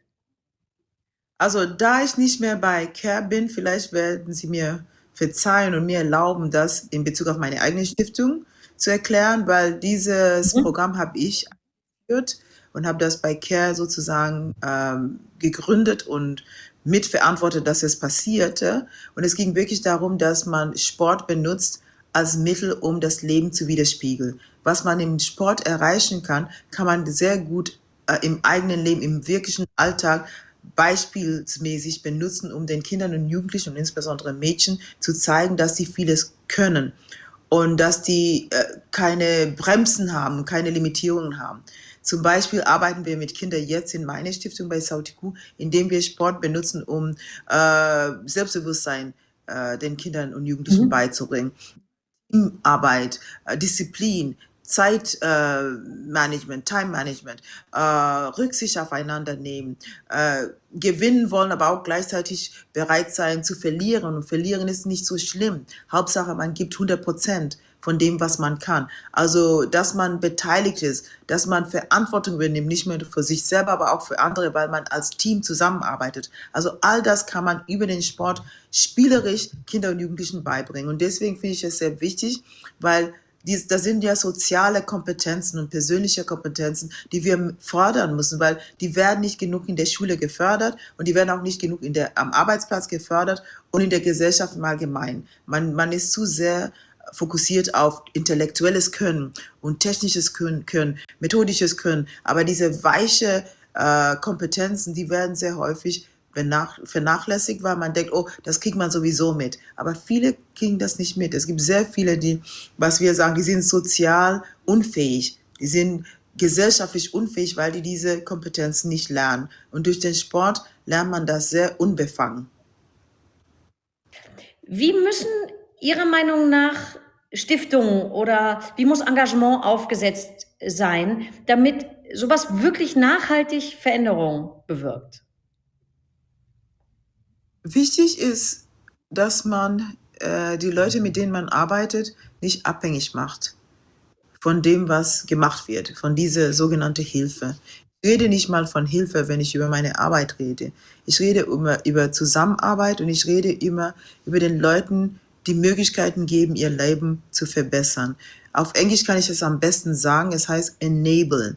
Mit meinen Mitarbeitern sage ich immer Enabler. Wir ermöglichen den Menschen, sich selber zu helfen, ihr eigenes Leben zu bewältigen, dadurch, dass wir ihnen zeigen, was sie schon haben und dass sie dann lernen, das zu wertschätzen und womit sie womit sie ihr Leben verbessern kann, dadurch, dass sie das, was sie haben, benutzen, aber verantwortungsvoll benutzen. Und das ist sehr, sehr wichtig, weil in den meisten Fällen kommen wir als genannte Entwicklungshelfer, ein Begriff, den ich auch nicht für mich benutze, und sagen, wir wollen die Leute helfen und wir haben die Lösungen. Und ich glaube, dass die Menschen selbst nicht die Lösungen haben. Meistens wissen sie nur nicht, wie sie diese Lösungen, beziehungsweise sie wissen die eigenen Probleme, die sie haben und können mitreden bei den Lösungen, die gefunden werden müssen, um diese Probleme zu lösen. Und sehr häufig wissen sie auch die Antworten auf diese Probleme. Man muss ja ein bisschen einen Anstoß geben. Man muss ihnen unterstützen dabei, die Antworten zu finden. Und wenn die selber die Antworten finden auf ihre Probleme, dann können sie die Probleme viel eher lösen und das ist viel nachhaltiger. Weil meistens und sehr häufig vieles, was nicht funktioniert bei denen im Leben, ist, weil sie die Möglichkeiten nicht wahrnehmen, die sie haben, die Ressourcen nicht benutzen, die sie sowieso schon haben, weil sie diese Ressourcen nicht wertschätzen. Und das müssen sie lernen. Die müssen lernen, was sie haben vor Ort zu wertschätzen, als eine Möglichkeit, eine Ressource, um ihr Leben zu verbessern. Und wir sagen immer auf Englisch, das sind zwei Mottos. Wie bitte?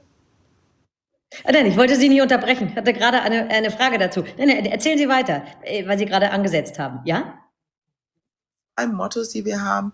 You are your future ist eine. Du bist deine Zukunft. Das heißt, was du in der Zukunft zu ändern, das bestimmt auch deine Zukunft. Und was wir auch haben als großes Leitsatz ist, use what you have to get what you need. Benutze das, was du hast, um das zu bekommen, was du brauchst. Und nicht, was du willst, was du brauchst. Weil in erster Linie muss man das haben, was man braucht, was grundsätzlich notwendig ist, zu leben, zu überleben, gut zu leben. Und dann kann man dann den Luxus noch dazu holen und sagen, ich will das. Das Wollen und das Brauchen, das sind zwei verschiedene Sachen. Und die werden so häufig miteinander verwechselt. Erstmal das, was man braucht, grundsätzlich, und dann kann man dann das holen, was man will. Worauf man Lust hat. Das eine geht um Lust. Und das andere ist um die Notwendigkeit zu überleben. Das erinnert mich an den alten Rolling Stones Song. Und während ich Ihnen zuhöre, wie Sie über Ressourcen sprechen, habe ich das Gefühl, das, was Sie mit den Menschen machen, ist ja eine Art kreativer Akt, auf Ihr eigenes Leben zu gucken. Genau. Und es macht Spaß, wenn die entdecken, dass die eigentlich Ressourcen haben oder schon so gelebt haben, dass die gesund leben, die wussten nur das nicht zu schätzen und wussten gar nicht, dass sie das tun. Und wenn die das entdecken, dann kann man super kreativ werden. Ich habe tolle Beispiele von Situationen, wo ich einfach sage, das macht so Spaß, weil die Menschen aus sich herauskommen und merken, wie viel sie haben, wie reich sie sind in Bezug auf Ressourcen, gesundes Essen, gesunde Gewürze, gesunde verschiedene medizinische Mittel, die sie von Pflanzen bekommen können. Dass sie auch, wenn sie das Land bebauen, dass sie verschiedene Methoden benutzen können, wo sie plötzlich einen Wald haben, wo vorher gar nichts war, einfach weil sie Methoden benutzt haben, die sich sowieso schon hunderte Jahre benutzt haben und gelassen haben, weil der Kolonialismus sagte, alles, was afrikanisch war, war nicht okay, wir wollen uns modernisieren, wir wollen in die Industrialisierung gehen. Aber das sind Kleinbauer. Die haben so viel, die leben schon bio, ohne dass sie das versuchen, weil die keine Chemie benutzen. Ja. Wenn ich Ihnen und Ihren Geschichten zuhöre, denke ich sehr stark auch an das Thema Frauenförderung. Also Sie erzählen ja davon, dass Sie alle möglichen Menschen enablen. Ich frage mich aber, was braucht es, um vor allem Frauen, ob sie Kleinbäuerinnen oder Mütter oder wie auch immer Tätige sind, völlig egal, um sie zu enablen, mehr aus ihrer Kraft, ihren Ressourcen und was auch immer zu machen? Das Erste, was es immer braucht bei Frauen und Mädchen, ist, dass sie erstmal das Bewusstsein haben, dass sie können. Frauen müssen erstmal sich mit sich selber beschäftigen und sich sagen, dass sie auch können. Sehr häufig, wir Frauen, wir nehmen einen Schritt zurück, wenn die Männer dazukommen.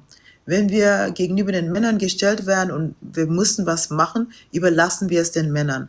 Es heißt nicht, dass die Männer schlimm sind und dass die Männer das nicht machen sollen. Die Jungs bei uns in der Stiftung, wenn die Mädchen nicht mitmachen, machen die Jungs. Die warten nicht, die machen. Und das mussten Frauen und Mädchen mehr lernen. Wir machen schon so viel. Wir beteiligen uns schon so viel am gesellschaftlichen Geschehen. Aber wenn es darum geht, darüber zu reden, sich zu zeigen, das zu fördern und zu sagen, ich bin auch vorne, treten wir zurück. Und unsere Hauptarbeit bei den Frauen und bei den Mädchen ist zu schauen, dass sie nicht zurückgelassen werden. Es geht um nicht gleich zu sein, es geht um Gleichberechtigung. Also es geht um Equity, dass man die gleichen Möglichkeiten hat wie die Jungs und diese Möglichkeiten nutzt. Wir wollen nicht gleich sein. Das ist sehr, sehr wichtig, dass die Mädchen und Frauen das verstehen. Wir sind verschiedene Geschlechter.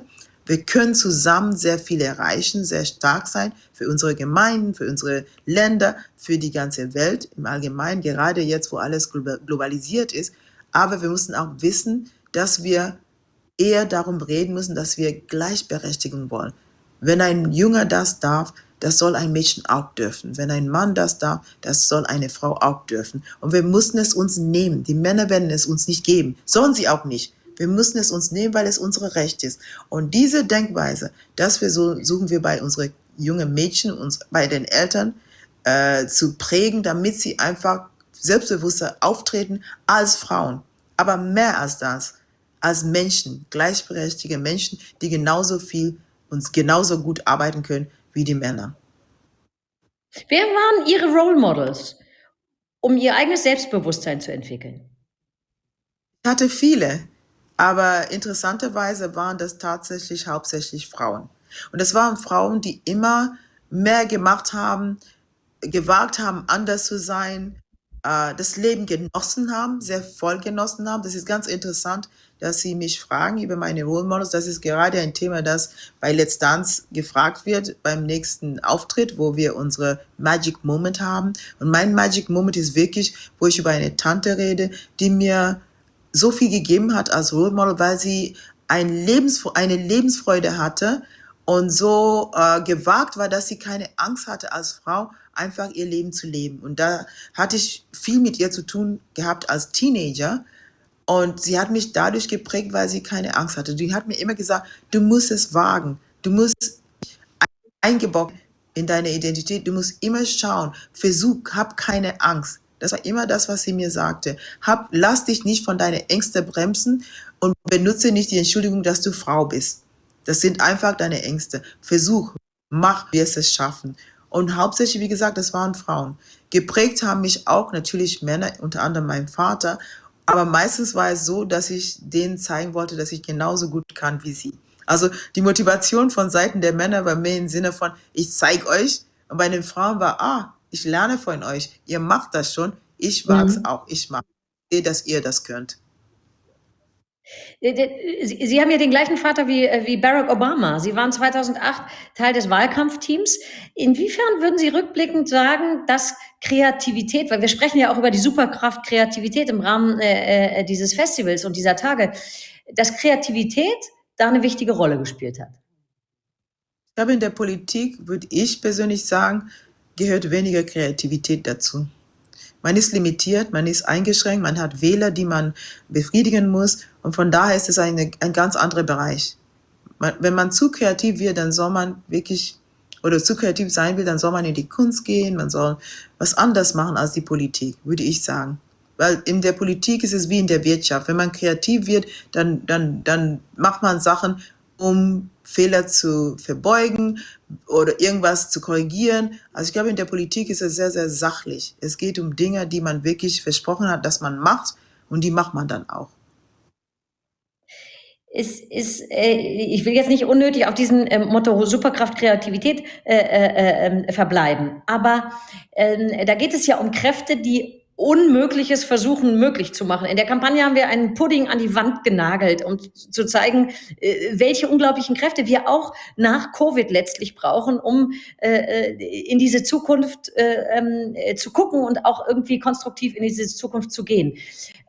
Ist Ihnen das schon mal begegnet, dass Sie gesagt haben, ja, es ist mir gelungen, das Unmögliche möglich zu machen? Oder gucken Sie auf irgendetwas, wo Sie sagen würden, ja, Da würde ich gerne, dass diese Superkräfte, dass ich die habe, um diesen Schritt zu machen oder diese Entwicklung zu provozieren. Hier ist es diese Form von Kreativität, wo ich sage, es geht darum, dass man eine Situation, die schwierig ist oder sehr herausfordernd ist, zu überleben. Eine andere Form. Wenn man jetzt von der Zeit von Covid redet, jeder muss kreativ sein. Wir sind so eingeschränkt im Moment, dass wir überlegen mussten, wie wir trotzdem eine gewisse Normalität in unserem Leben haben, damit wir sagen können, am Ende des Tages war mein Tag ein guter Tag. Ich war zufrieden, ich bin nicht frustriert. Früher hat man nicht sehr viel drüber nachgedacht, man ist einfach rausgegangen. Heutzutage, wie viele Leute gehen raus und müssen dann sofort wieder ins Haus, oh, meine Maske habe ich vergessen. Das sind so Einschränkungen und man muss kreativ sein. Und dann hat man die Maske vergessen, und ist schon unterwegs, muss man überlegen, was mache ich? Ich muss irgendwo hin und ich muss eine Maske haben. Es gibt Situationen, wo ich von mir aus kreativ sein, ich war irgendwo, war unterwegs, war am Tor, fuhr rein, hatte keine Maske, musste eine Maske haben, hatte zufälligerweise eine Socke in meinem Auto und habe die Socke genommen, habe eine Maske draus gemacht. Das war super kreativ. Keiner hat bemerkt, dass es eine Socke war. Und das sind so die Sachen, das zeigt, dass der Mensch eigentlich wie die Katzen, wir haben auch ein neues Leben. Wir müssen einen Spagat machen und landen auf unsere Füße. Das ist Kreativität auch für mich. Frau Dr. Obama, vielen herzlichen Dank. Wir drücken Ihnen alle Daumen für den nächsten Einsatz bei Let's Dance. Ich weiß, Sie haben super hart trainiert. Also Ihre Disziplin und Ihre Kreativität in der Mischung wird's rocken. Vielen herzlichen Dank. Alles Gute. Sehr, dass ich bei euch sein dürfte. Und ja, vielen, vielen Dank.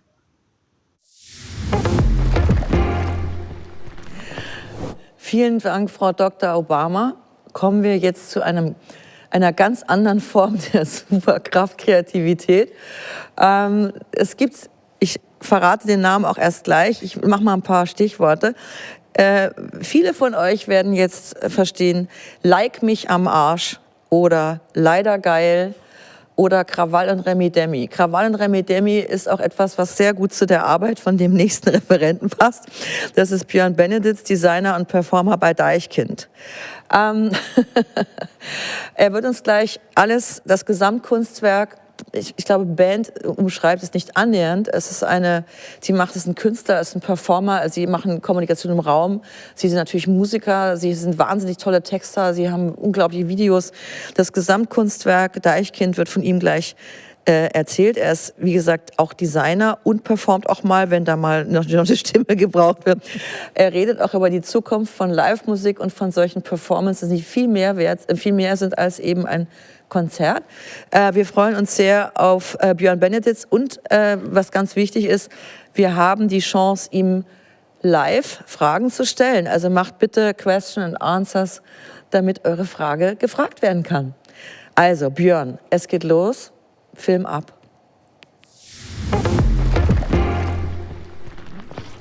Lieber Björn, leider wirklich geil, jetzt von dir sprechen zu können.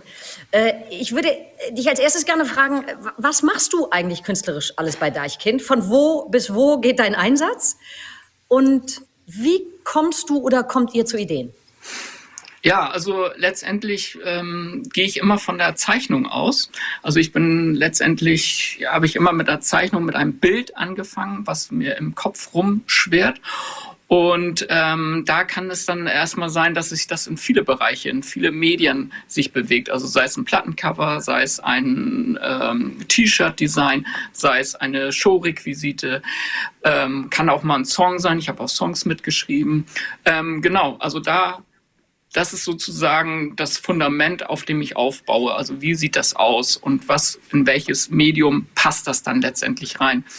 Man muss sagen, früher, also ich mache das jetzt ja schon seit 10, 15 Jahren, war man in einer kleinen Gruppe. Jetzt ist man mittlerweile, wenn man auf Tour, wenn man eine Produktion macht, schon fast 30 bis 40 Leute. Da sind natürlich viel mehr Leute involviert und die geben auch Feedbacks und es ist halt dann auch ein größerer Gruppenprozess und man muss dann eben auch schauen, gewisse Sachen hat man schon gemacht und die möchte man nicht mehr machen und sich dann halt auch weiterentwickeln. Also es ist schon immer ein Ping-Pong-Spiel zwischen den einzelnen Akteuren. Und wie muss ich mir das vorstellen? Also jetzt mal nach deiner eigenen Superkraft Kreativität gefragt. Poppst du mit einer Idee auf und dann sitzt ihr da alle zusammen und dann wird darüber debattiert? Oder greifst du von den anderen irgendwelche Dinge auf und gehst dann in dein, wie auch immer, Hinterstübchen zurück und entwickelst die Dinge? Wie läuft das prozesshaft ab? Ja, beides tatsächlich möglich. Also es gibt immer, man zieht sich zurück und arbeitet alleine und versucht irgendwie erstmal alles natürlich loszulassen und angstfrei daran zu gehen und zu sagen, ja, auch Geld, Zeit etc. spielt keine Rolle und versucht dann natürlich auch für die Ideen zu kämpfen. Bei Deichkind haben wir zum Beispiel so eine Regel, auch wenn nach 5 Minuten die Leute oder alle Beteiligten oder viele Beteiligte das gut finden, dann zieht man die Idee auch irgendwie durch. Wenn nicht, dann nicht. Oder man hat auch zum Beispiel, performe ich ja auch mit bei Deichkind, das ist eben auch noch daraus gewachsen, dass man auch die Regel hatte, wer sich den Scheiß ausdenkt, der muss ihn auch ausbaden oder dann performen. Deswegen bin ich dann halt auch derjenige, der dann auf dem Fass steht und diesen Power of Love Song singt. Und muss auch das Fass putzen und die leider Geil-Ballons aufblasen und so weiter. Also das hat immer was, ja, du kannst groß denken und so, aber du musst halt eben auch sehen, dass der Kram umgesetzt wird. Und wenn das keiner anderer macht, dann muss man es halt selber machen. Ja gut, aber wenn ihr Lars Eidinger erstmal nackt auf den Boden legt, ja, dann wird er an den Füßen am Seil hochgezogen, sein Schniedel hängt runter und ihr steckt ihn langsam in dieses weiße Fass mit blauer Farbe. Ich meine, den Scheiß in Anführungsstrichen wird er sich nicht ausgedacht haben. Wie ist das zum Beispiel entstanden? Ja, man muss wirklich sagen, man ist jetzt gerade in dem Bereich, arbeite ich zum Beispiel auch mit Henning Besser, der Regisseur und der große Mastermind von Deichkind, der schon über 15 Jahre dabei ist. Man hat einfach die gleichen Interessen, man lacht über die gleichen Sachen, man interessiert sich für die gleichen Sachen und auch da läuft es natürlich dann Ping-Pong-mäßig hin und her. Ich für meinen Teil, er würde den Arbeitsprozess wahrscheinlich nochmal anders besprechen. Wie gesagt, ich gehe vom Bild aus. Für mich war auch immer wichtig, auf dem Sofa zu liegen und sich irgendwie witzige Sachen auszudenken. Die Umsetzung war mir eigentlich immer gar nicht so wichtig. Das habe ich erst bei Deichkind lernen müssen, dass es auch dazu gehört und dass man auch danach auch beurteilt wird, dass etwas dann auch in die Welt kommt. Weil ich würde mich eher als Konzeptkünstler bezeichnen. Umso weniger man machen muss, umso besser. Also schlussendlich war es dann so, die Idee bzw. das Bild im Kopf muss einen schon so flashen, sage ich mal, dass man es in die Welt bringen möchte. In dem Fall ist es ja wirklich auch, ich habe ja Kunst studiert oder so, es sind ja Kunstanleihen. Immer auch bei Deichkind und auch jetzt gerade bei dem Beispiel, was du meintest mit Lars Eidinger oder sowas. Das interessiert uns natürlich auch. Wie können wir was aus dem Kunstfeld ziehen, was Yves Klein schon mal gemacht hat und in einen anderen gesellschaftlichen Raum, wie zum Beispiel den Popkulturraum, sage ich mal. Wie können wir das transferieren und welches Publikum erreicht das? Das finden wir immer total spannend. Also Stichwort Hochkultur, Massenkultur.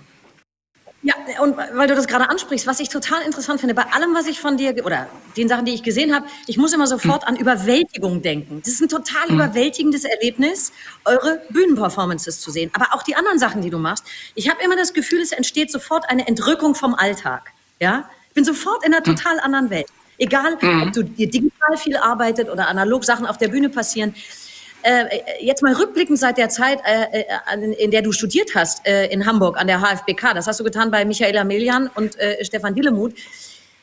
Was bringen diese digitalen Techniken, die zunehmend dazugekommen sind und weiterentwickelt werden, um diese Entrückung und Überwältigung hinzukriegen? Ja, da bin ich tatsächlich ja wirklich noch so ein bisschen so ein alter Dinosaurier, weil tatsächlich ging es darum, bei Deichkind sich seine eigene Welt zu kreieren. Und ich denke, es geht bei vielen Künsten natürlich so, sich seine eigene Welt zu kreieren. Und das hat mich auch immer sehr stark gereizt an Deichkind. Also da ging es ja auch darum, gewisse Mythen zu bauen oder ja, es ging auch da um eine eigene Welt zu entwickeln, weil Deichkind war immer außen, also war nicht immer richtig Hip-Hop, es war nicht richtig Pop, es war das nicht, es war das nicht. Und deswegen hat man das irgendwie versucht, sich so ein eigenes Ding zu bauen. Jetzt mit der digitalen Welt ist es tatsächlich so, habe ich das Gefühl, man bräuchte ja fast ein eigenes digitales Leben, um dort mitzuspielen. Also jetzt haben wir diese zwei Welten, wo auf einmal analog und digital aufeinanderstoßen und gewisse Freiräume einem geben, aber auf der anderen Seite natürlich auch, wir sind mitten in diesem Prozess drin, wir können noch gar nicht so richtig absehen, wie sich das entwickelt. Ich kann es nur in diesem musikalischen Bereich sehen oder so, wo auf einmal die Möglichkeit, Künstler etwas zu veröffentlichen, ist ja seitdem exponentiell gestiegen. Und das macht ja etwas mit dem Künstlerbild, mit dem Musikerbild. Also wir sind ja wirklich seitdem auch wirklich an Andy Warhol dran. Jeder Mensch ist 15 Minuten berühmt.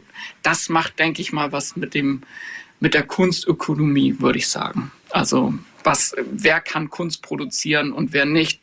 All das wird sich stark auflösen, immer mehr, denke ich. Ich würde mich freuen, wenn du ein paar Beispiele bringen könntest. Also ob das nun, vielleicht willst du über Mariah Carey, über diesen Moment 2011 sprechen oder auch über die Pepsi-Hologramm-Geschichte oder sowas. Also welche digitalen Entwicklungen findest du wirklich spannend, um Momente zu zeitigen, kreative, künstlerische, die sonst nicht möglich wären? Vielleicht kannst du da ein bisschen ausholen. Ja, also ich finde tatsächlich diese Augmented Reality Geschichten beziehungsweise Mixed Reality Geschichten gerade jetzt für das Konzertgeschäft in näherer Zukunft am interessantesten. Also man hat wirklich eine gewisse analoge Präsentation, also sprich eine klassische Performance, also theatral, und die mixt man mit Hilfe eines technischen Hilfsmittels, zum Beispiel einer Brille, und erweitert sozusagen die Bühne ins Digitale. Ich finde also technischen Aspekt finde ich einerseits, also vom Effekt her, das interessant. Auf der anderen Seite finde ich eben interessant, was du meintest mit den Hologrammgeschichten. Da gibt es ja berühmte Beispiele, siehe Tupac oder Michael Jackson. Das sind ja Künstler, die bereits gestorben sind. Und das finde ich eben wiederum, die Frage finde ich interessant, was passiert, wenn man berühmte Künstler wirklich lebensecht oder also wenn man wirklich das Gefühl hat, okay, der performt jetzt wirklich vor mir. Was passiert dann, wenn man das Gefühl hat, der ist ja gar nicht wirklich tot oder so? Und da wird es sich ja höchstwahrscheinlich hin entwickeln, dass diese Grenzen immer weiter aufgehoben werden. Ähnlich wie es gibt technische Möglichkeiten, bei Paul McCartney sozusagen mit auf der Bühne zu stehen und zu jammen. Das sind einfach Momente, die mich einfach soziologisch auch interessieren. Also dieses Künstlerbild, also die Autorität, die Hierarchie aufzubrechen zwischen Künstler und Zuschauer. Also jeder wird auch Produzent. Da sind wir, denke ich mal, ganz stark auf diesem Weg. Also diese normale... Wir schicken euch ein paar Links dazu, jetzt in den Chat, damit ihr euch angucken könnt, wovon du gerade sprichst. Aber ich wollte dich nicht unterbrechen, Björn. Nee, also tatsächlich denke ich, da ist man jetzt, was die Performance angeht, es wird immer ähnlich wie bei den Musikstreams. Also sprich, es gibt immer noch die Vinylplatte. Die Vinylplatte hat, verkauft ja immer noch gut. Und es gibt Streams. Also wenn man jetzt guckt, von Vinyl bis hin Stream, gibt es alles. Und so, denke ich, wird es sich zukünftig dann auch entwickeln. Es gibt ein klassisches Konzert, wie man sich das vorstellt. Da spielt jemand mit einer Gitarre. Aber es wird auch immer weitergehen, dass das, was ich gerade meinte, eben, dass du mit technischen Hilfsmitteln die Bühne erweiterst, den Eindruck erweiterst und zum Beispiel das Gorillaz-Konzert, was ja irgendwie, das ist so fantastisch, weil du die Grenzen der Realität sprengst. Und was ich so interessant finde, du erzeugst, ich versuche das jetzt in irgendwie komischen Worten zu sagen, du erzeugst ja so einen Moment von totaler Gegenwärtigkeit. Es ist gar nicht mehr wichtig, ist es ein echter Mensch oder ein Hologramm oder singt Mariah Carey 2011 irgendwie auf dem Platz Holy Night und alle haben elektrische Kerzen in der Hand und man hat wirklich das Gefühl, es ist Gänsehaut, es ist kurz vor Kirche, ja. Und das finde ich so irre. Weil du vielleicht kannst du dazu auch noch was sagen. Bei dir verschwimmen ja auf eine Art dadurch auch Vergangenheit, Gegenwart und Zukunft. So würde ich das sagen. Also auf jeden Fall, das meinte ich so ein bisschen eingangs mit dem, man bräuchte ja fast ein eigenes digitales Leben, um das auch zu konsumieren.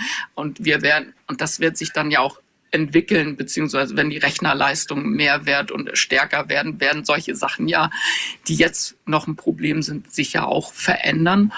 Und ja, ich denke schon, dass das auf jeden Fall ein großes Thema ja wird. Man merkt es jetzt ja schon, also sprich diese Deepfake-Geschichten, wo Leute einfach, ne, Stichwort, da sind wir ja einfach schon auf dem besten Weg und das macht vielleicht dann eben diesen Bogen, man baut sich tatsächlich seine eigene Welt. Also das ist dann wohl möglich.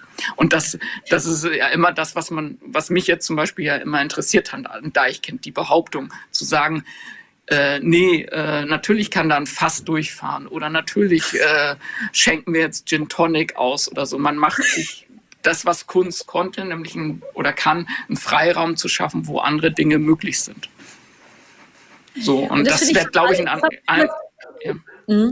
Du hast vorhin irgendwann, als wir vorher kurz geredet haben, hast du davon, wie hast du gesagt? Wir sind der Mülleimer oder sowas, habt ihr früher mal zu euch gesagt. Ihr habt bei euch gibt es ja, oder bei dir, weiß ich nicht, 0 Berührungsängste und irgendwelche Grenzen von irgendwas zu irgendwas. Es gibt doch eigentlich no limits.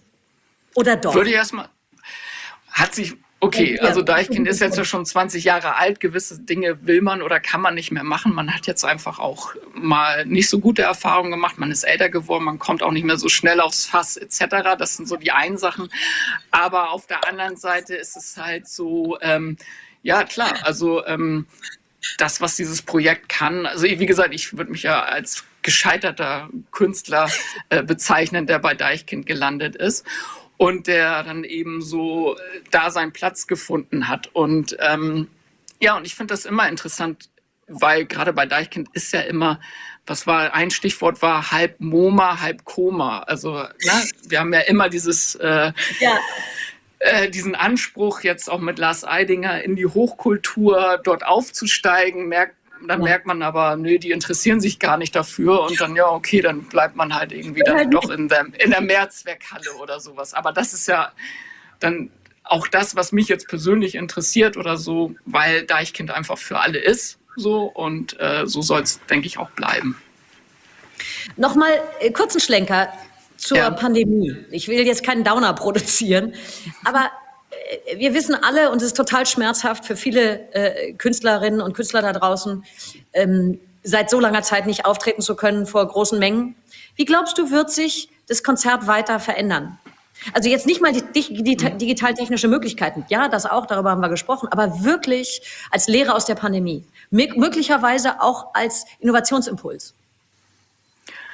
Ja, schwierig zu sagen, weil der Optimismus natürlich gerade jetzt wirklich am Boden ist. Deswegen, man hangelt sich jetzt gerade auch jetzt, bei Deichkind ist natürlich jetzt ein extremes Beispiel, weil es da sehr stark um Flüssigkeiten geht und um Körperkontakt etc.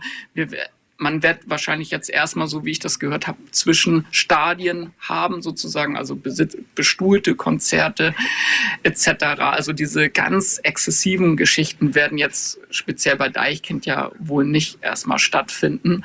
Und man muss gucken oder man wird einfach mal sehen, ob das dann nochmal eine andere Qualität entwickelt. Ne? Also was passiert dann tatsächlich, wenn jetzt jeder einen Stuhl oder auf einem Stuhl sitzt, kann das vielleicht irgendwie dann doch interessant sein oder man sieht vielleicht doch nochmal andere Dinge, die man sonst nicht sieht. Also auch schon vor der Pandemie gab es ja gerade bei Deichkind immer den Moshpit sozusagen unten im Parkett, wo die Leute durchgedreht sind und umso weiter hinten, also hinten standen dann ein bisschen die ruhigeren und oben in den Rängen dann ja wirklich dann sogar mein Opa oder sowas mit Anfang 90 und hat sich dann die ganze Szenerie nochmal angeguckt oder so. Ne? Also diese Ebene gab es ja schon immer.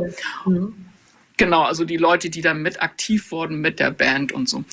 Man wird es sehen. Also wir haben letztens uns amüsiert dadurch, Stühle ist doch cool, bestuhlt, dann nimmt jeder so seinen Stuhl mit oder sowas, ne? Und dann kann er auch irgendwie noch seinen Roman schreiben nebenbei oder so. Bitte, ja, genau so. Am Ende des Konzerts. Ich hätte zum Abschluss noch eine Frage. Du bist ja auch, ich finde das so schön, dass du von gescheiterter Künstler sprichst. Ich habe eher das Gefühl, diese ganze Kreativität, die da drin steckt, die hast du ja auf eine Art dekonstruiert, um daraus völlig neue Dinge zu schaffen. Und damit dozierst du auch an der Züricher Kunsthochschule und an der Popakademie Mannheim. Interessanterweise schließt du da ja auch schon wieder diesen Bogen. Was würdest du heutigen Kunststudierenden oder Popstudierenden oder so, was gibst du denen mit? Was sind da deine Gedanken? Ich will jetzt nicht sagen Tipps, aber Gedanken. Es ist ja immer meistens dann doch sehr speziell im Bereich der Inszenierung. Also sprich, wenn eine Band auftritt, wie sieht dann das Bühnenbild aus und wie performt man auf der Bühne? Also es geht tatsächlich darum, glaube ich, gerade bei den Studenten auch immer zu sagen, hey Leute, ihr könnt einfach mit kleinen Dingen schon sehr viel auch erreichen. Also ich kenne die Zeiten noch, wo man auch bei Deichkind für ein Trampolin, was 50 € gekostet hat, sehr stark kämpfen musste. So, ne? Und man sieht immer nur das Endprodukt, man sieht ja immer nicht den Weg dorthin. Und das ist ja der zähe Prozess, der jetzt auch nicht unbedingt immer was mit Kreativität zu tun hat, sondern auch eben mit Durchhalten und einfach weitermachen. Also tatsächlich, das ist auch tatsächlich das Einzige, was jetzt bei der Pandemie so, weitermachen. Also schon nicht total blind und naiv, aber es nützt ja nichts. Und das ist ja dieser zähe Prozess auch dann bei der Kreativität einfach. Also gegen alle Widerstände gegen ankämpfen und zu kämpfen für seine Ideen. So, ne? Lieber Björn, es war wie erwartet leider geil, mit dir zu sprechen. Und die ganz besonders gute Nachricht ist jetzt, ich halte mich jetzt zurück, aber eure Fragen sind jetzt willkommen. Die könnt ihr über den Chat direkt an Björn richten. Und jetzt geht's live weiter, hier bei uns. Und das könnt ihr gerne immer noch auf Slido unter dem Hashtag ADC Festival. Lieber Björn, starten wir mit der ersten Frage. Woher kommt deine Inspiration? Welche Künstlerin ist deine Muse? Woher kommen deine Ideen? Ja, ich habe eigentlich mehrere Künstlervorbilder, aber einer, der hat mich eigentlich die ganze Zeit begleitet, ist Jeff Koons auf jeden Fall. Kannst du das ein bisschen begründen? Gute Frage. Also es ist tatsächlich so ein bisschen so, weil der schon so natürlich diesen Pop-Ansatz hat und auch sehr interdisziplinär arbeitet. Also hat ja was mit Film gemacht, mit Skulpturen und auch eben dieser Kontrast zwischen Kitsch und eben auch, dass er dann dort in der Hochkultur gelandet ist. Das fand ich immer so sehr spannend. Also seine Arbeiten haben einfach sehr einen starken Pop-Appeal auch. Findest du eigentlich, wir sollten weniger Angst vor Kitsch haben?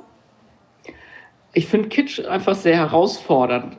Man kommt ja immer schnell an den Punkt manchmal zu sagen, okay, oh shit, das ist jetzt Kitsch, das mache ich jetzt eher nicht oder so. Aber da gilt es irgendwie manchmal auch immer noch mal irgendwie immer wieder zu gucken, okay, warum möchte ich das denn vielleicht gar nicht oder so. Ne? Ich finde Kitsch einfach ein sehr spannendes Thema. Während ich dir zuhöre, frage ich mich gerade, ob das vielleicht nach Covid, ist jetzt aber keine Frage, Kitsch wieder anhebt, weil wir alle so viel Sehnsucht nach so großen Gefühlen haben, die wir vielleicht die ganze Zeit unterdrücken mussten, weil wir nicht ins Konzert gehen konnten. Es gibt eine andere Frage. Jemand möchte wissen, welche Idee von dir war so verrückt, dass ihr sie aussortiert habt? Oder müsste ich eine ganze Schublade jetzt offenbaren? Mach mal auf, fang mal an. Fang mal an. Meine Quote ist sehr vernichtend. Also von 100 Ideen, wenn ich Glück habe, wird 1,5 genommen. Die besten Sachen, würde ich sagen, kommen noch. Es ist immer wieder ein Kampf. Also es war ein Kampf, letztendlich ein Fass zu machen und dann mit einem Smoking auf die Bühne zu gehen oder auf diesem Fass mit einem Smoking Power of Love zu performen. Das war schon, da bin ich immer noch erschöpft von dem Kampf. Sagen wir mal so. Aber sag mal, noch mal dabei geblieben. Welcher Idee weinst du wirklich hinterher? Also, dass sie wirklich bislang nicht in ihre Kraft gekommen ist. Du sagst ja, das Beste kommt noch. Würde ich sagen. Also man muss jetzt auch gerade an dem Beispiel von Lars Eidinger, ist vielleicht so ein ganz gutes Beispiel, wie sehr dass diese Prozesse auch ein Delay haben. Also dass man mal, wie gesagt, mit einem Schauspieler arbeiten wollte. Das hat ein Teil der Gruppe vor 10 Jahren schon mal angedacht. Aber in der restlichen Gruppe traf das auf ziemlichen Widerstand. Jetzt nach 10 Jahren, ja, ist doch klar, dass wir mit einem Schauspieler auch mal arbeiten. Also ich muss auch sagen, ich habe mich da auch so gehend verändert, und ich glaube, die ganze Gruppe, man hat akzeptiert, dass dieses Projekt ein Gruppenprojekt ist. Und ich finde es auch einfach toll, wenn die Gruppe da irgendwie das zusammenträgt und auch gut findet. Und die Zeiten sind so ein bisschen vielleicht auch vorbei, wo man jetzt unbedingt auf Teufel komm raus seine Ideen umsetzen wollte. Also der Spaß im Machen mit der Gruppe steht doch auch ganz stark im Vordergrund. Und dann, wie gesagt, hier und da gibt es dann vielleicht nochmal eine Entfaltungsmöglichkeit. Interessant, hier schreibt jemand, für mich klingt das, euer Arbeitsethos, halb Mumma, halb Koma, nach einem, der auch der Kreativbranche gut tun würde. Hier fragt noch jemand anders, wie lange Zeit braucht es in der Regel von der Zeichnung bis zum fertigen Bühnenbild bei dir? Ja, die Zeichnung geht relativ schnell auch natürlich, das sieht man genau, das sind einfach so ganz schnelle Scribbles und dann geht es natürlich schon darum, für mich reicht das zum Beispiel, um die Idee nach wie vor gut zu finden oder auch nach dem 2., 3. Tag. Und dann aber geht es ja wirklich darum, Leuten das zu vermitteln, die jetzt das erste Mal diese Idee sehen. Und dann ist es wirklich immer auch interessant zu gucken, okay, zu welchem Stadium muss man diese Zeichnung oder diese Idee bringen, damit wirklich die anderen das verstehen und man selber das dann auch nochmal versteht, was für Konsequenzen das hat. Ja, okay, es ist cool, auf dem Fass zu stehen, was 5 Meter über der Bühne hängt und so, ne? Aber was bedeutet das dann letztendlich?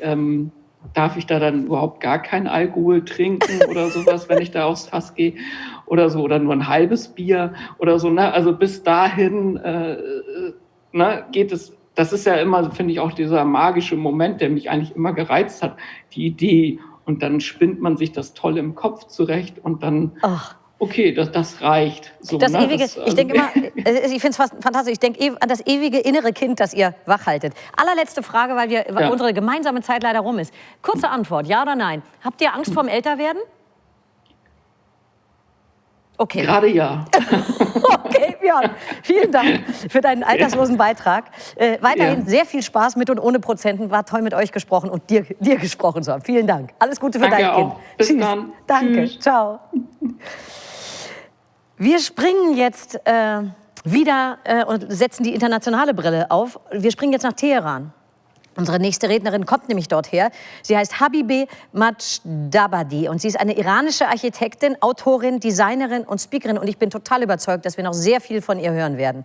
Kurzer Sprung zurück. Sie hat nur ein Jahr nach ihrem Abschluss an der Universität in Teheran ihre berufliche Laufbahn 2003 begründet, gleich mit der Gründung eines Designstudios, nachdem sie einen ersten Preis bei einem Designwettbewerb gemacht hat. Seitdem hat sie unzählige Auszeichnungen bekommen. Ich nenne nur ein paar. Die Shortlist für den Aga Khan Award 2016. Sehr renommiert, den Tamayus Women in Architecture and Construction Award 2019, Chicago Award 2014, Worldwide Brick Award 2014 und den MEMA Award im selben Jahr. Und das ist jetzt wirklich keine seriöse Anamnese. Ich könnte mir vorstellen, dass die Arbeitsbedingungen für Architektinnen im Iran nicht unbedingt immer einfach sind und auch die gesamtgesellschaftlichen und wirtschaftlichen Herausforderungen für Menschen, die freien Ausdruck und freie Gestaltung suchen. Aber ob das so ist und wo das so ist, das wird uns jetzt kreative Superkraft Habibeh Majdabadi erzählen. Ich freue mich sehr.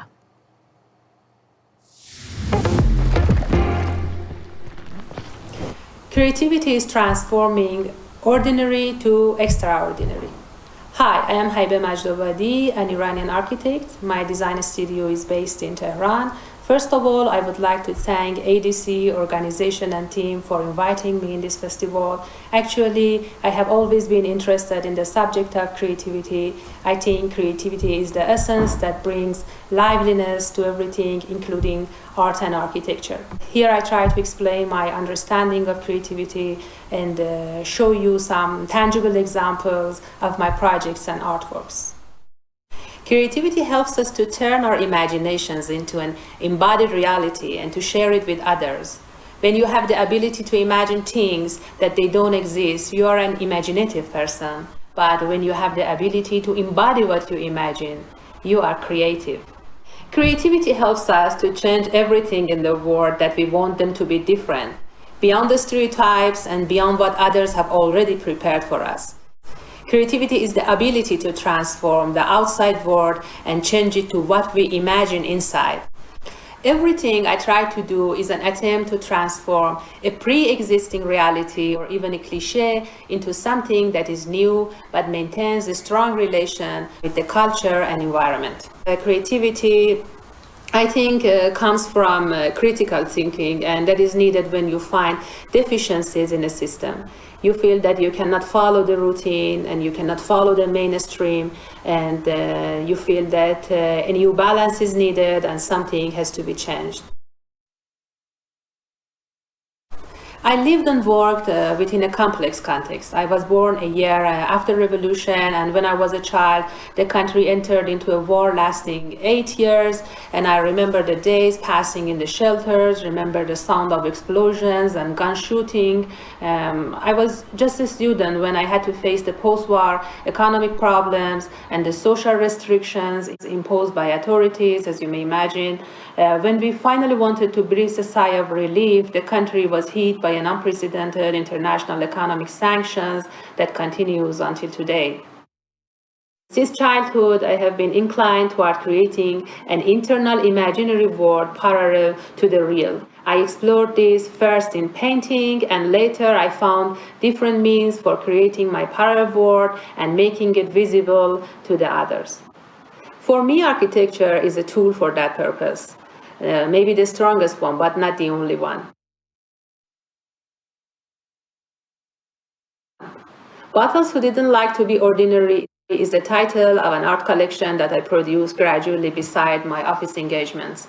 In my experimentation with the bottles, the concept of transformation was adopted quite consciously.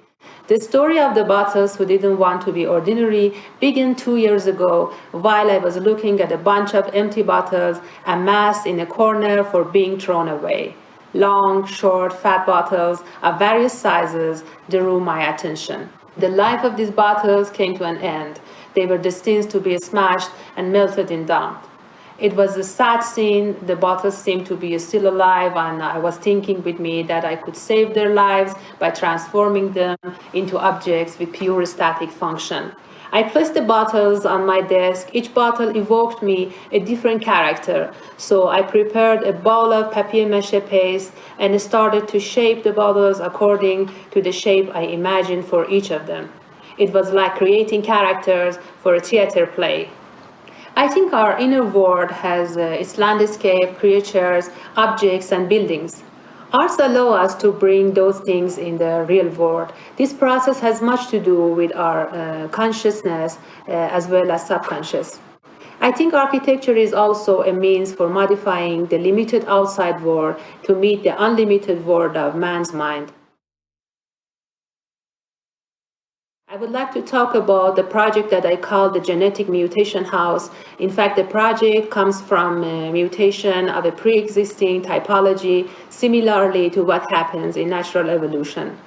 This weekend house is located on the eastern outskirts of Tehran. The form of the building is created by transforming the child's archetypal drawing of a house according to the requirements of the project. Half of the building is extruded towards the courtyard for giving room to the indoor pool, and the other half creates a negative space for taking sunbaths.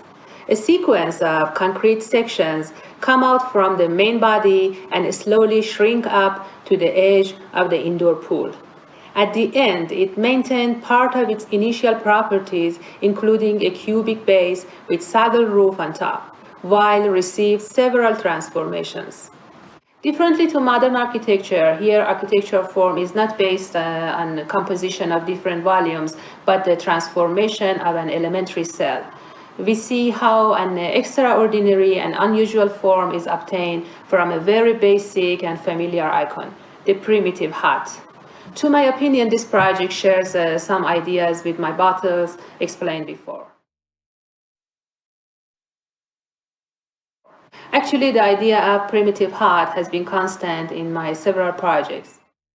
This weekend villa is designed recently for two brothers that asked me to have their independent living areas in a single and integrated project. The U-shaped form of the villa includes two wings on the east and west side on the plot. The west wing includes an independent space for the younger brother, The older brother and his children's bedrooms occupy the remaining part of the building. The starting point for designing this project was again the archetype of house that, as we know, comes from the primitive hut. The U-shaped villa starts on the ground, then folds, shrinks, transforms, and finally suspends on two V-shaped structures. I called it the second genetic mutation, and it is designed in continuation of the previous genetic mutation villa. And this explains the slow transformation of the building from right to left, and the project is now hopefully under construction. Now let's change the climate and go to see the two projects conceived in the desert zone. Here I was asked to design service and retail facilities for the road travelers. And the site is located in a plain crossed by a road in a desertic area of Iran. The first time I visited the site, I imagined it as a mount where people could see the surrounding view from its top.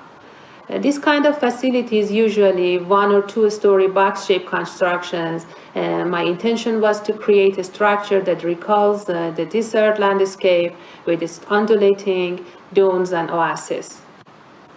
Emphasis is put on the entrance as a place of transition. It is vast and shaded to protect the visitors from the harsh sunlight during the long hot seasons. The entrance is obtained by the roof surface flexation downward. The formal idea of this project is inspired by the morphology of the land, and it is also related to the vernacular architecture of the hot and arid zones of central Iran. The building is not following any kind of consolidated typology, but it is a transformation of traditional bazaars into an architecture that is new but familiar at the same time. For the particular shape of the roof, I called the project Lunar. I like the idea of climbing the building like a hill, that people can climb naturally and gradually discover the surrounding scene. The climbable roof is a common feature of the local architecture. In the traditional neighborhood, the roofs form a sort of continuous public plaza where people can gather and walk from one house to another. Next project I'm going to mention is Barjeel Museum for Modern Arab Art in Sharjah, which is also designed for a desertic climate where you cannot find any landmark or indication to give you a sense of orientation or a place. So I thought what is missing in this site is a cultural and architectural landmark. I think besides the main function of this museum as a place to host the contemporary Arab art collection, it must have a significant and intelligent and tangible relation to the environment and the cultural and historical background of the context. The idea can be described as a contemporary interpretation of the Barjeel, the Arabic name for the wind towers that are traditionally used in the Persian Gulf region to provide ventilation in the hot desert climate. The character of the proposed building is defined by the sweeping organic forms that evoke the feeling of undulating sand dunes. The smooth waves of the roof peak into 7 bargees representing the 7 emirates of the UAE. A bigger bargee, 35 meters tall, is located above the main entrance and acts as a landmark dedicated to the city. The 7 bargees are used as skylights while also contributing to the natural passive ventilation of indoor spaces. Again, emphasis is put on the entrance space as a meeting point and urban plaza. The project was awarded by honorable mention in the Rifat Chadriji Prize 2019.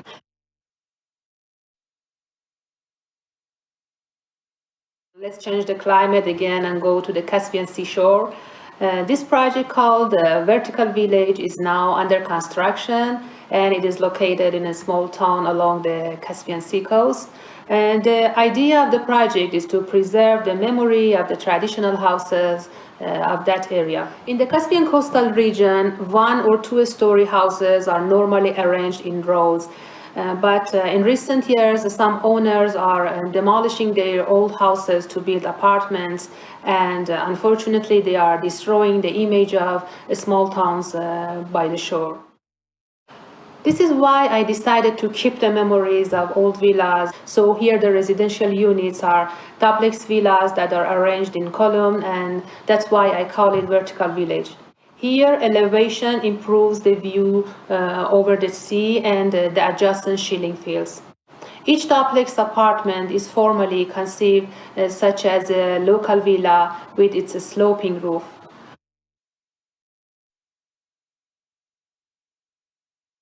Now, before continuing the project, I would like to tell you a story that you may know about Beatles. When the Beatles in 1965 were recording the famous song Yesterday, Paul McCartney used an unprecise strumming pattern on guitar. He touched the first 3 strings almost randomly. Using microphones in the recording studio was also a little sloppy. The sound of guitar could be perfectly heard from the vocal microphone, and the vocal was captured by one for the guitar. These and the other imprecisions made the recording absolutely unique, in a way that even the Beatles were not able to repeat it again. Now let's talk about an apartment building that I call the Approximation House. It pays homage to Gilles Dorfles and his logic of approximation in art, presented during Milan Triennale 2016. Approximation House is a single-family house in the form of a 5-story apartment building. The exterior of the building consists of more than 3,000 pieces of handmade wooden cylinders. Each piece of wood is shaped by hand in slightly different size and cutting angles from the others. Here, the idea of openings was intentionally transformed from what one can see usually in the city to a new concept. Instead of flat walls and windows, the exterior of the house consists of 2 parts. One is a vertical garden, and the other is a movable, 3-dimensional wooden texture. The common construction box has been transformed to a volume with a porous and non-geometric surface that provides a vague and mysterious permeability. This project is a critique against industrialization and its consequences on architecture. Delivering most of the tasks to machine beyond its economic advantages has its alienating effects on the society. In many countries such as Iran, it's possible to make extensive use of manpower at a reasonable cost. Here, the workers were asked to cut the wooden cylinders in approximate size. Then they had to shape the angle of the top with some approximation. Then they brushed each piece of wood up to bringing out the natural vein. In such a way, each piece of wood became a unique and unrepeatable sculpture. We produced 3,000 different wooden pieces that, once assembled, gave us an unrepeatable facade.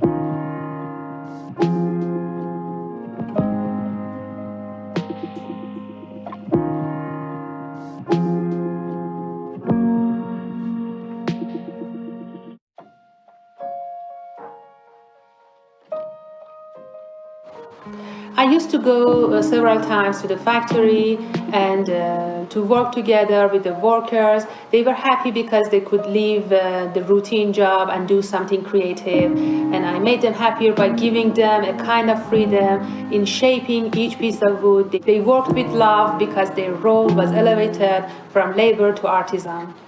And we all know that the products of hand is far more valuable than machine productions. And there are craftsmen that are capable to produce objects as precise as industrial products. However, it is wiser to ask them to do something that valorizes and makes visible the uniqueness of the handmade products.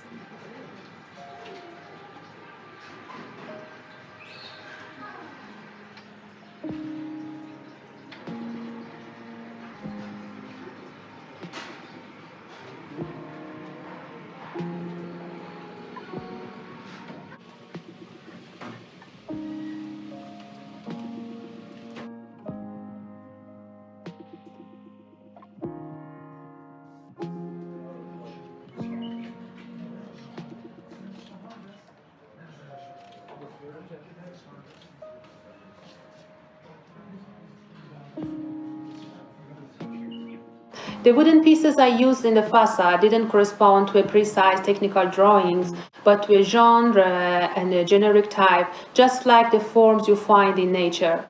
There are billions of apples in the world. Each one is slightly different, but all of them are identifiable as apples. Talking about the interior, the house consists of 2 duplexes, a flat, a swimming pool, and a gym. The size of each apartment is relatively small, so the spaces are connected vertically through voids for giving the impression of wideness. Unlike the plain apartments in Tehran, a 3-dimensional space with various points of view was achieved. The wooden facade has its functional logic. It is perfect for controlling the intensity of the sunlight that enters from the south. It also creates a play of light and shadow in the interior space. In addition, due to the angle of wood pieces, there is no view from the street into the house. You should consider that intimacy is an important cultural issue in Iran. The streets of Tehran are full of shoebox buildings. These boxes, organized in row, usually have one main facade facing the streets or facing a small front yard. This construction seems spiritless and impenetrable. Although this common trend is caused by many legal restrictions imposed by the city authorities, I decided to fight for doing something different, to create something that questions and criticizes the in vogue typology. Let's talk about the last project, Fortinat's House. Fortinat's House is one of our older projects that had the chance to be selected by Aga Khan Award for Architecture in 2016. This project was our first experiment in training simple workers and employing them in the implementation process to make a complex brick shell in a different way. Fortinat's House is a 5-story residential building located in a middle-class zone of Tehran.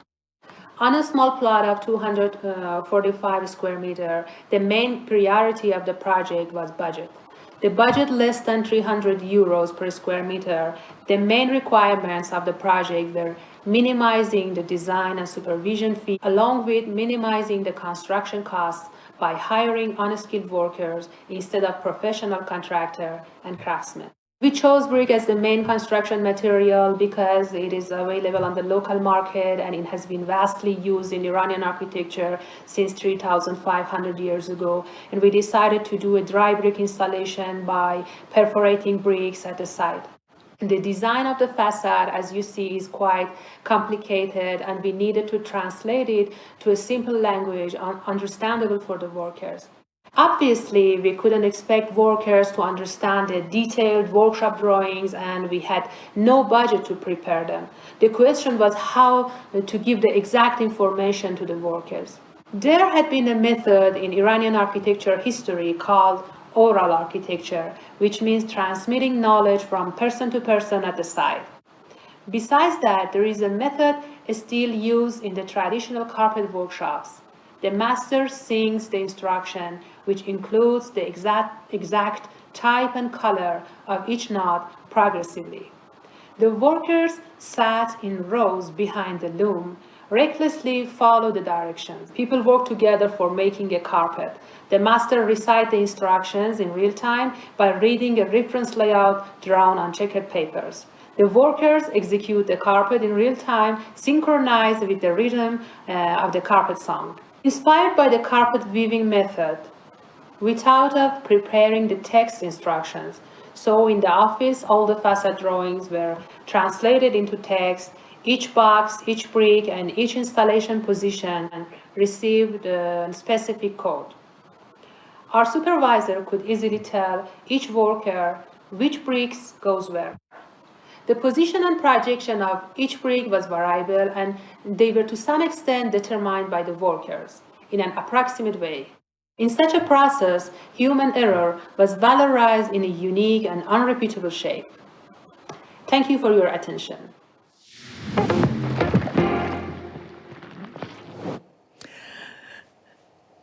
Unser nächster Speaker stand schon lange auf unserer Wunschliste, und zwar speziell im Fachbereich Design. Ich rede von niemand anderem als G. Monk. Er ist eine Design-Koryphäe. Wir hatten Schwierigkeiten, ein Wort zu finden, was das umfasst, was er alles tut. Denn seine Kreativität und Innovation umfasst ein breites Spektrum an Medien. Und er ist einer der angesehensten visuellen Designer der Welt. Er wird gleich einiges von seiner Arbeit erzählen. Und die Ergebnisse dieser Arbeit sind oft völlig unterschiedliche Dinge wie Kurzfilme, Installationen, Musikvideos, Werbespots, Kunstausstellungen. Und wenn ihm langweilig ist, schreibt er Programme und treibt auch noch die digitale Technologie voran.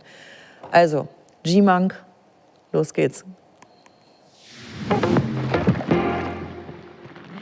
G-Monk, it's absolutely great to be connected with you. Now, I know that you are standing or sitting in California, so we have 9 hours of time difference.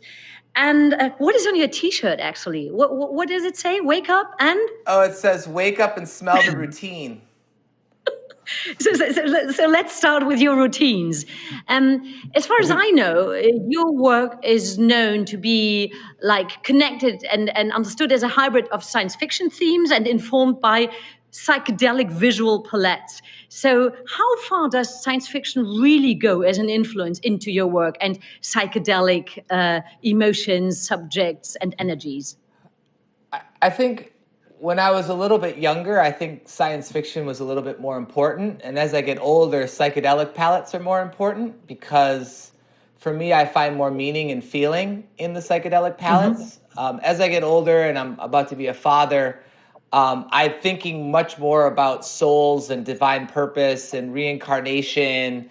And I'm just really into the subconscious and the subconscious mind and that sphere of conceptual ideas, you know, having to do with the subconscious, seeing the unseen, tapping into the unknown.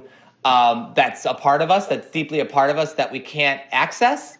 And so I think as I get older, I'm much more into the psychedelic palettes. However, you know, I feel like the science fiction genre, you know, allows for the most dreaming. You know, it allows for the most creativity because it's just, we're kind of making up these worlds and just dreaming these different existences. And so it's just a fun, you know, sphere of creativity to play in, right? Because you're just really, it just harnesses a lot of imagination. And I'm also very into, you know, alien life and the cosmos and pulsars and stars and black holes, you know, all of that. I just think the scale of space is really inspiring. And have you been So, influenced all of the heavily above. by certain? sorry, all of the above. I was just saying and all of the one above. below, Yeah. below too. Yeah, that's right. So have you been influenced heavily by certain films or novels or literature, anything like that? Yeah, I mean, so many. I think, well, films, I think, are probably have the most influence on me. You know, I love the early Steven Spielberg works. Close Encounters is one of my favorite films of all time. Minority Report, the original Blade Runner, and the new Blade Runner I really loved. So that kind of era of Ridley Scott, Steven Spielberg, science fiction really set the palette. And then the new directors, Alex Garland. I love Christopher Nolan and his ideas of time manipulation. So all of those films I just love. You know, really conceptual, cerebral science fiction films. And then, you know, novels, I think. You know, Snow Crash is something I'm really into just because it was so fun. You know, it was it's just such a fun novel and just the way it reads. You know, I tried to pick up Dune and read it again because I wanted to prepare for Denis Villeneuve's new film. And it was just, I just gave up after a while because I was just like, it just feels like I'm reading an encyclopedia on a new planet that I need to like constantly look at the reference in the encyclopedia to really understand it. So I kind of like the easy Neil Stephenson kind of like creative reads where I'm just lost in the creativity of the ideas rather than trying to like piece together a puzzle, you know? What do you practically do? Film is definitely my medium. I'm sorry. It's your medium. And besides watching films, what do you practically do to get heavily connected with your own subconscious?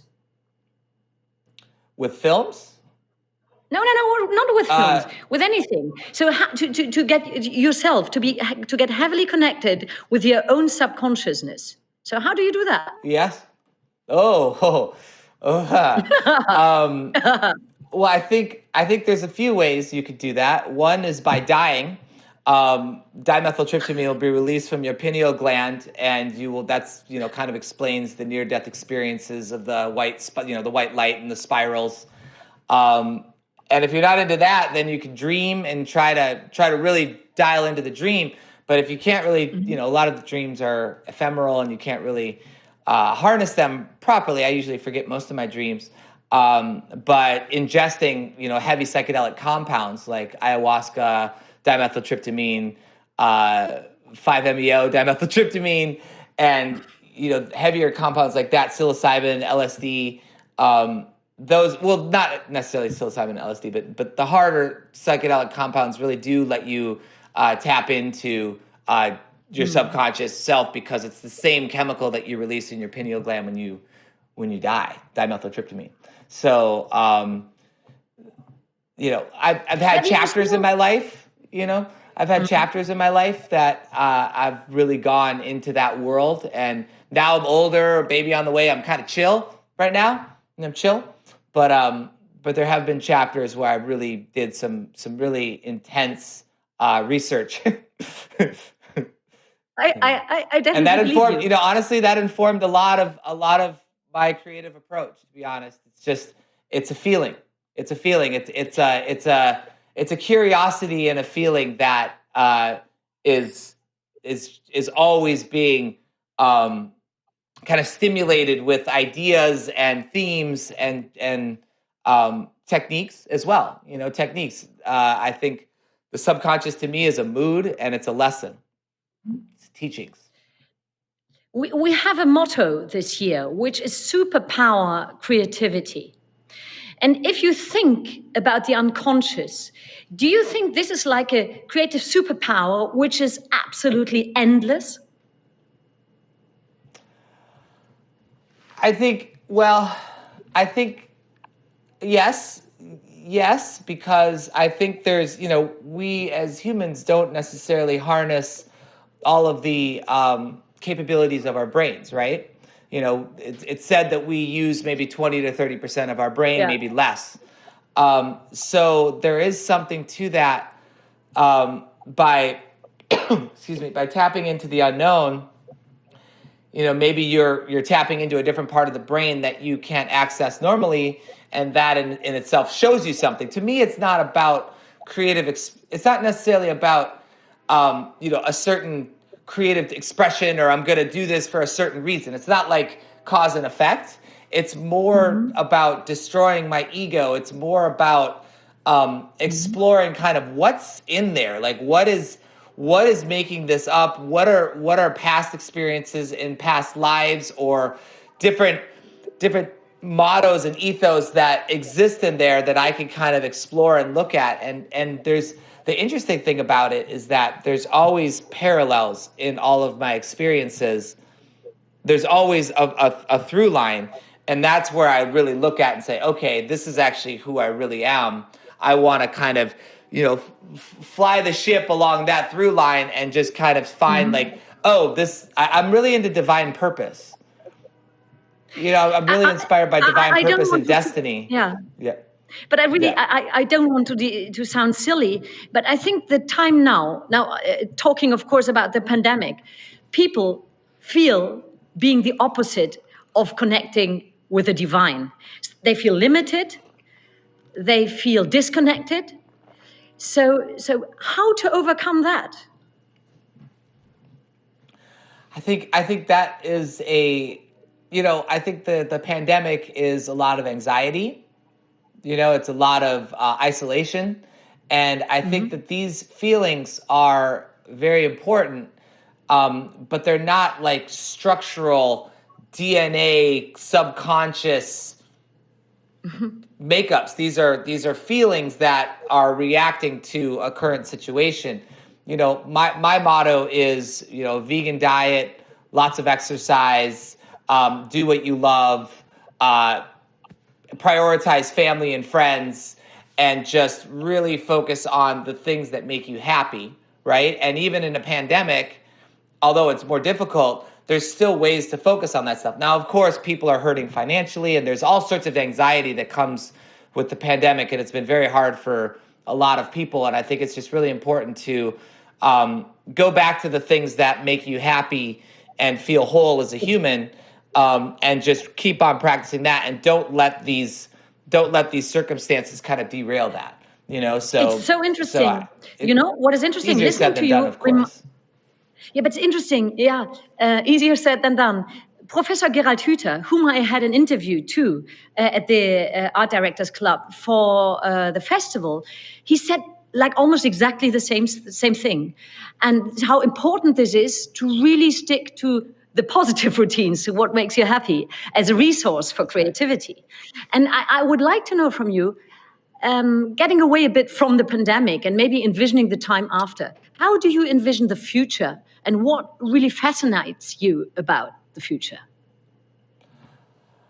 Let me just say one thing real quick about, the pandemic for me, just real quick, I saw it as an opportunity because a lot of work went away, right? A lot of work, basically I had no work for about 4 months. And really, what I did is I used that time for research and development. So I learned new stuff. Like I learned new techniques. I basically dove into 3D animation, and learned all this crazy stuff, fluid simulations, smoke simulations, a new render engine. I learned a bunch of new software. I basically just said, this is great. I have all this free time. I'm just going to pour myself into learning new things, and I'm using those techniques today. And honestly, I wouldn't have had time to do any of that with a full slate of client work or, digital art that I've been doing. And so I just think I think it was a big test on people to see how can you self-motivate and be disciplined in the use of your time, and then more time to really elevate yourself, to really, kind of overcome the feelings of anxiety and financial strife and stuff, and just really keep it on the positive, as you said. So yeah, my vision of the future, I have a baby boy on the way in August. So wow. I'm really in this mindset now of thinking about, I'm going to be a new parent, and I'm thinking about, what kind of world do I want him to live in, right? I haven't met him yet. He's still in mommy's belly, but I think I grew up going scuba diving with my dad in Jamaica, and I just remember the color. I'll never forget. I was 7 years old when I went on my first dive in Jamaica, and I just remember the color, and it was just so vivid. And I was a scuba diving instructor for a while, and in my early 20s, right, I was teaching scuba diving in the Caribbean, and I just remember even from the time I was 7 years old to the time I was 20 years old, the color went away. It became very bleached. It became very, kind of white, and it was just. And so I've been thinking a lot about that, about sustainability, about eliminating plastics, about how innovation and technology can hopefully help heal the planet, and just how to live, more sustainably. So I'm just really into, a plant-based diet, trying to eliminate plastic waste, solar power, electric cars. But can I jump into that? Not flying as much, stuff like that. Can I disturb you at that point? Because talking about sustainability, we talk a lot about attitude at the Art Directors Club and the responsibility of creatives. And I would like to know from you, what is the responsibility of a creative person today, working as an artist, as a UCI developer, whatsoever, to really foster change, create change for social, ecological, or whatever purposes? So how important do you see, or how big do you see the responsibility? That's a big responsibility because we have a platform, and I think that with our creativity and innovation, we can reach people and get them to think differently, and I think that, I think it's just, it's on everybody to really push into a more sustainable lifestyle. And I think that, artists, we have a platform, we have a following, we have, a place to get people to see our vision, understand our vision, and to look at the world in a different way. Through creativity is the way, and through art is the way that people think differently, right? It's again, taking you serious. But taking you serious, talking again about the superpower, creativity. Where do you think you had the greatest success in creating this change with your creative means? I don't think I've hit it yet. So far, yeah. I mean, I don't think I've hit it yet. I think that, I guess the biggest change so far is I was a part of an art series called The Carbon Drop. And that was in the NFT space, which is six or eight artists. We raised about $6.6 million for the Open Earth Foundation, which is a nonprofit climate activist organization in California that's working with blockchain technology. There's a whole thing that we're probably not going to talk about, but it's the NFT scene, which is now an explosion in digital art. And people are coming down on the ecological impact of the blockchain, which is where all of the art is tokenized. It's a whole thing. So we did a carbon drop that raised money to basically offset the carbon usage for all of the drops, but also to buy back carbon offsets and then enforce the carbon offsets, which give kind of organizations that are really passionate about climate change the power to exercise oversight on corporations, et cetera. So I think that was the most recent thing that I was a part of. I did work for free in order to raise the money, and it was an amazing feeling. I give a ton of work to charity and stuff, but I would like to do more work for nonprofits and such. I think that everybody moving to, we've been flying around the world. Normally I would be there with you. We'd be sitting across from each other with a couple lights on us, probably, talking. I'd be wearing a nicer shirt, most likely. And that flight across the world is, that and all the travel and everyone moving all over the place. I think the pandemic hopefully has given us a pause to say, okay, we need to slow down a little bit. We can use video conferencing. We could use online collaboration more to just use less energy and let the world heal. Two very quick questions at the end. First question is, what technical leapfrogging innovation was unleashing your creativity the most? What would you say was it in the near past? Which innovation really boosted your creativity the most? I would say the projector. It's not a new thing, but just like video projectors. I think being able to control them and to projection map things, projection map objects, and to just use light as a paintbrush, I think was something that we worked on a film. I directed a film called Box, which was a projection mapping demo with these robots and these canvases and stuff. And that film is probably some of my most viewed and kind of referenced work.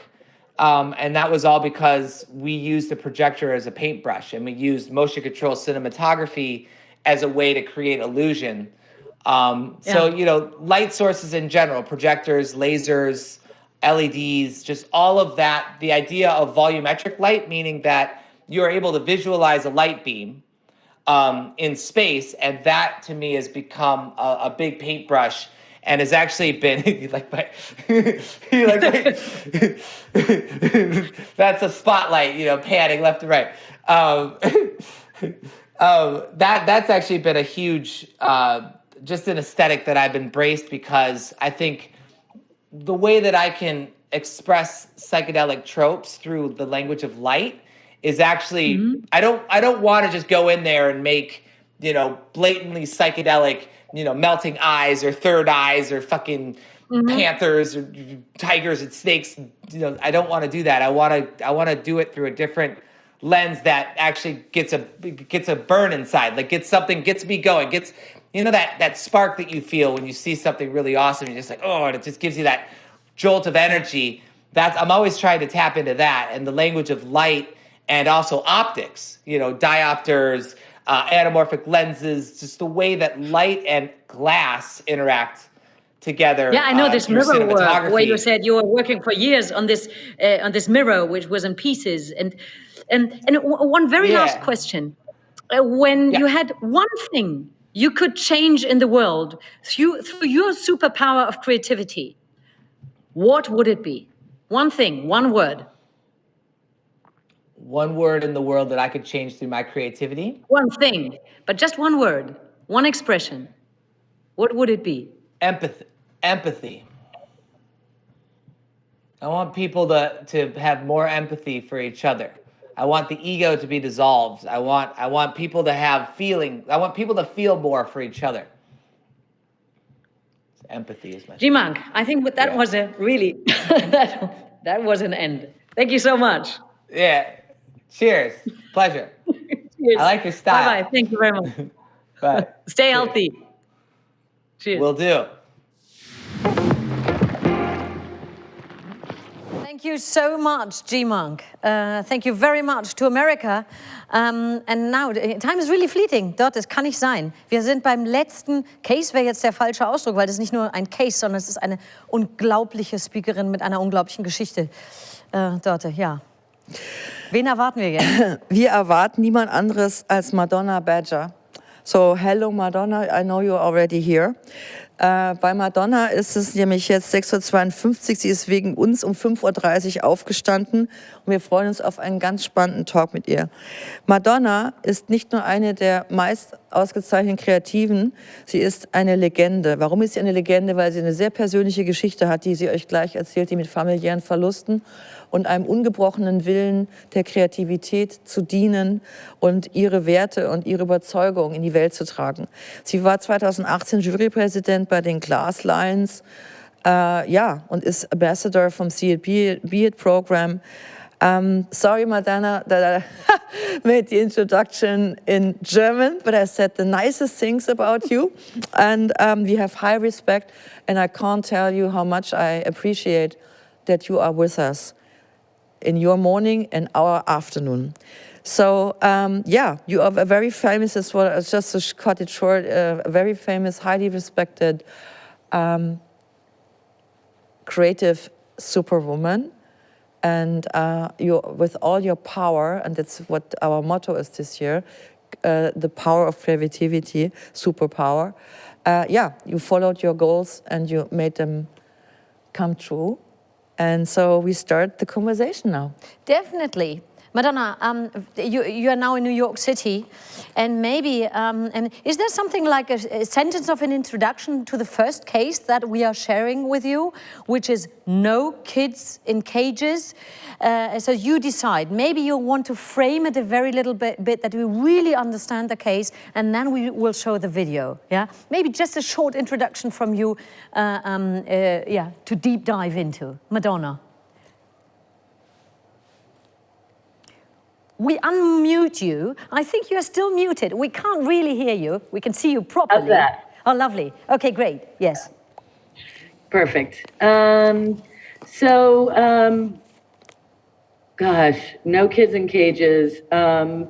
Really, the way that the inception of this piece of work came from just feeling so outraged about what was happening at the U.S.-Mexico border, where during the Trump administration, babies who were, still at their mother's breast, literally infants, children 3 years old, 4, 5, 6, 7, 13, were being put into separate cages and literally separated from their families.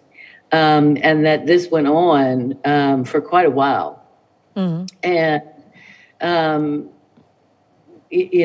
terrible, terrible news came out, and you'll see a little bit about that in the piece itself. But where this piece came from and why it felt so important to me personally is because, I, as many people know, I lost my children in a fire. And it'll be 10 years this year, in 2011. And I lost my parents in that same fire. And I lived, obviously, here I am. And so I was in LA, for a shoot, and all of this was going on at the border. And that was pretty much the closest I had been to the border since all of this started. And I was in the back of a Luxie bus going to my Luxie rent-a-car and then my Luxie hotel room to do my big whoop-de-doo shoot, which I was very pleased to do. But it came to me that having your children ripped away from you and separated from you is almost worse than death, because you know they're on this earth, you know they're alive, but you can't get to them and you can't stop their suffering. And so that's when I called my business partner and just said, we have to do something. I can't sit by anymore. And Jim Winters, who has been my partner for over 10 years, 100% agreed. And the case study pretty much tells you what we did. So we have a look at it. It's a good idea.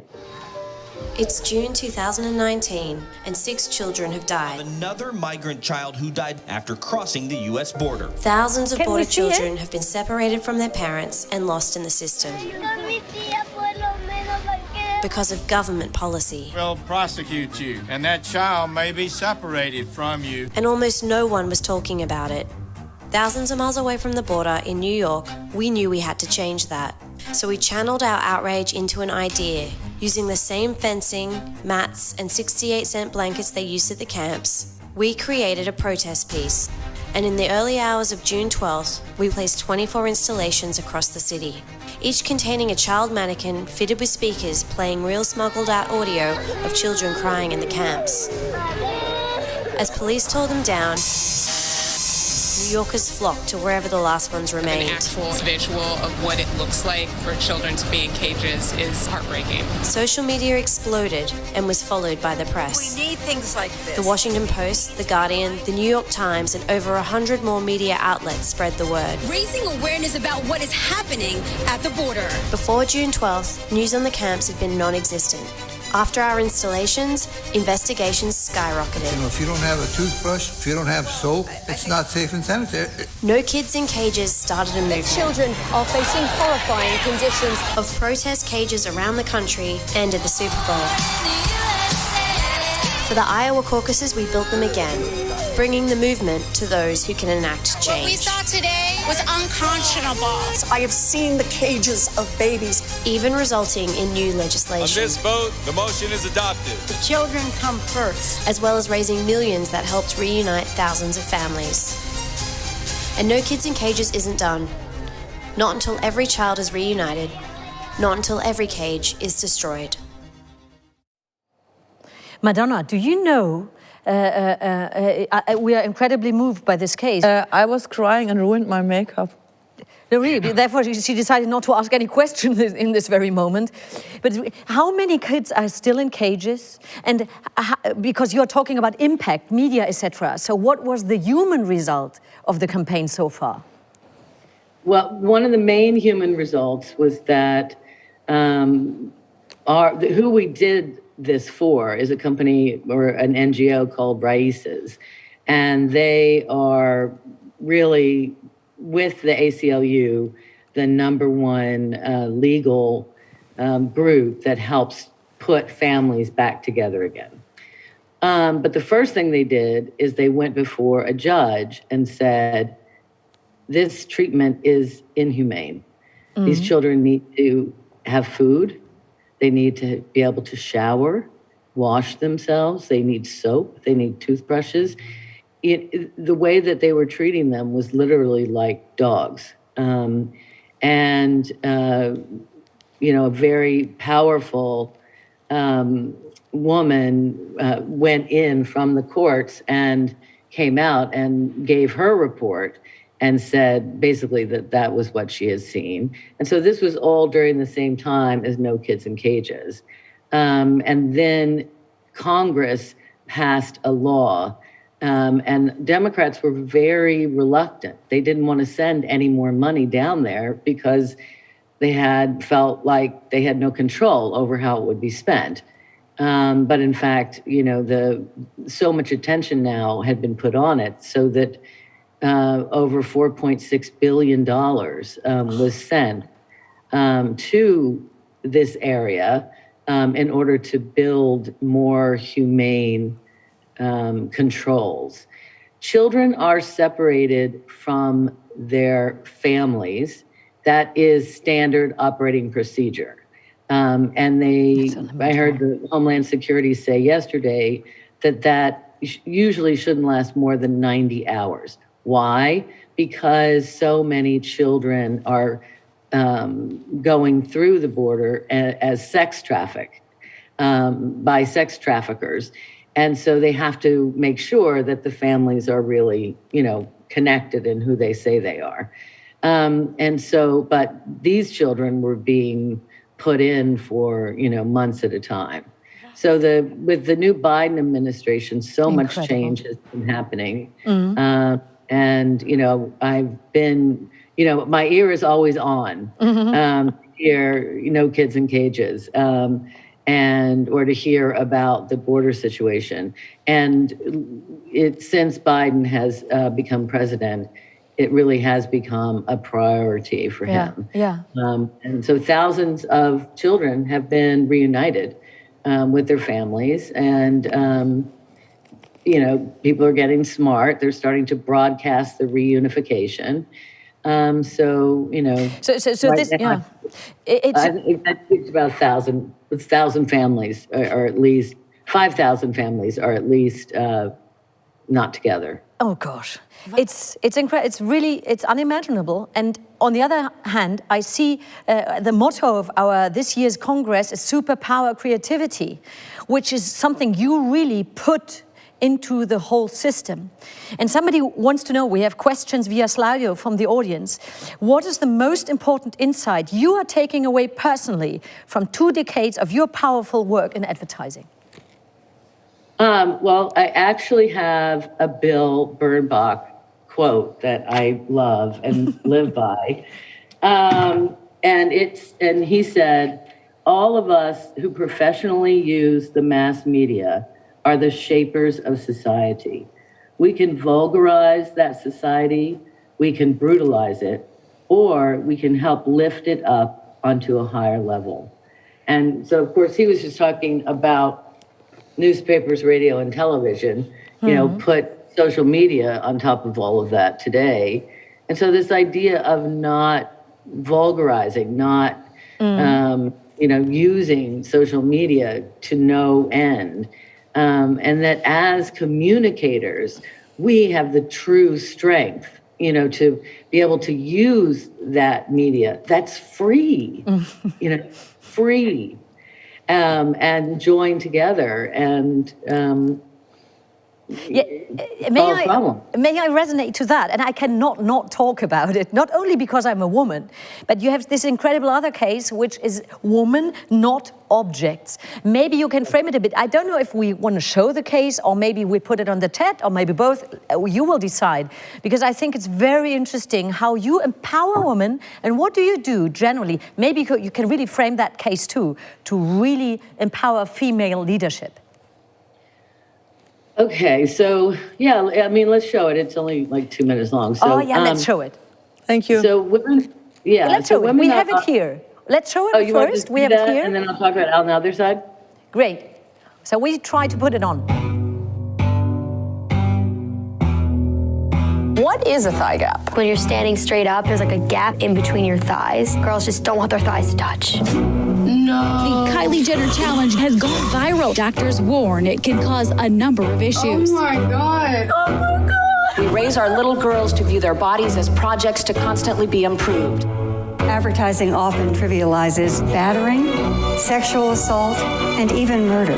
Cologne continues to speak of up to 1,000 men groping women on New Year's Eve. I just think that it's harming women psychologically, physically, mentally, socially.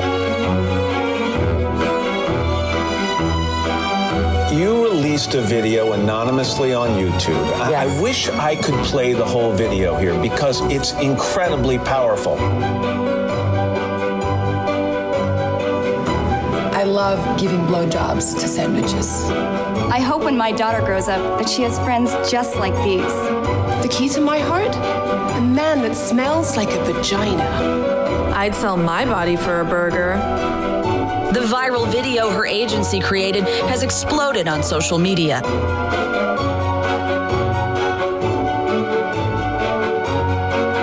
Badger is calling on industry colleagues to stop using images that objectify women and girls.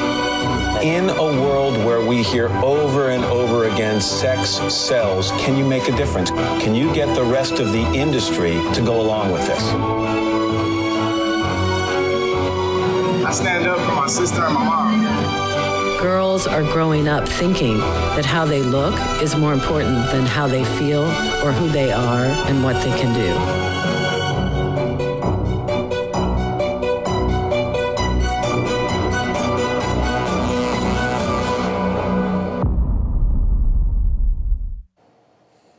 Such a powerful campaign too. So maybe, Madonna, you can go back in time when you set that campaign. What were the first reactions of clients, or whatever, of the industry, of your friends? And how did it evolve since then? Did you really have impact on that regarding your clients, for example, at the company you have founded, Badger and Winters? Maybe you can tell us a bit. Well, I started my career at Calvin Klein retouching Kate Moss to make her skinnier.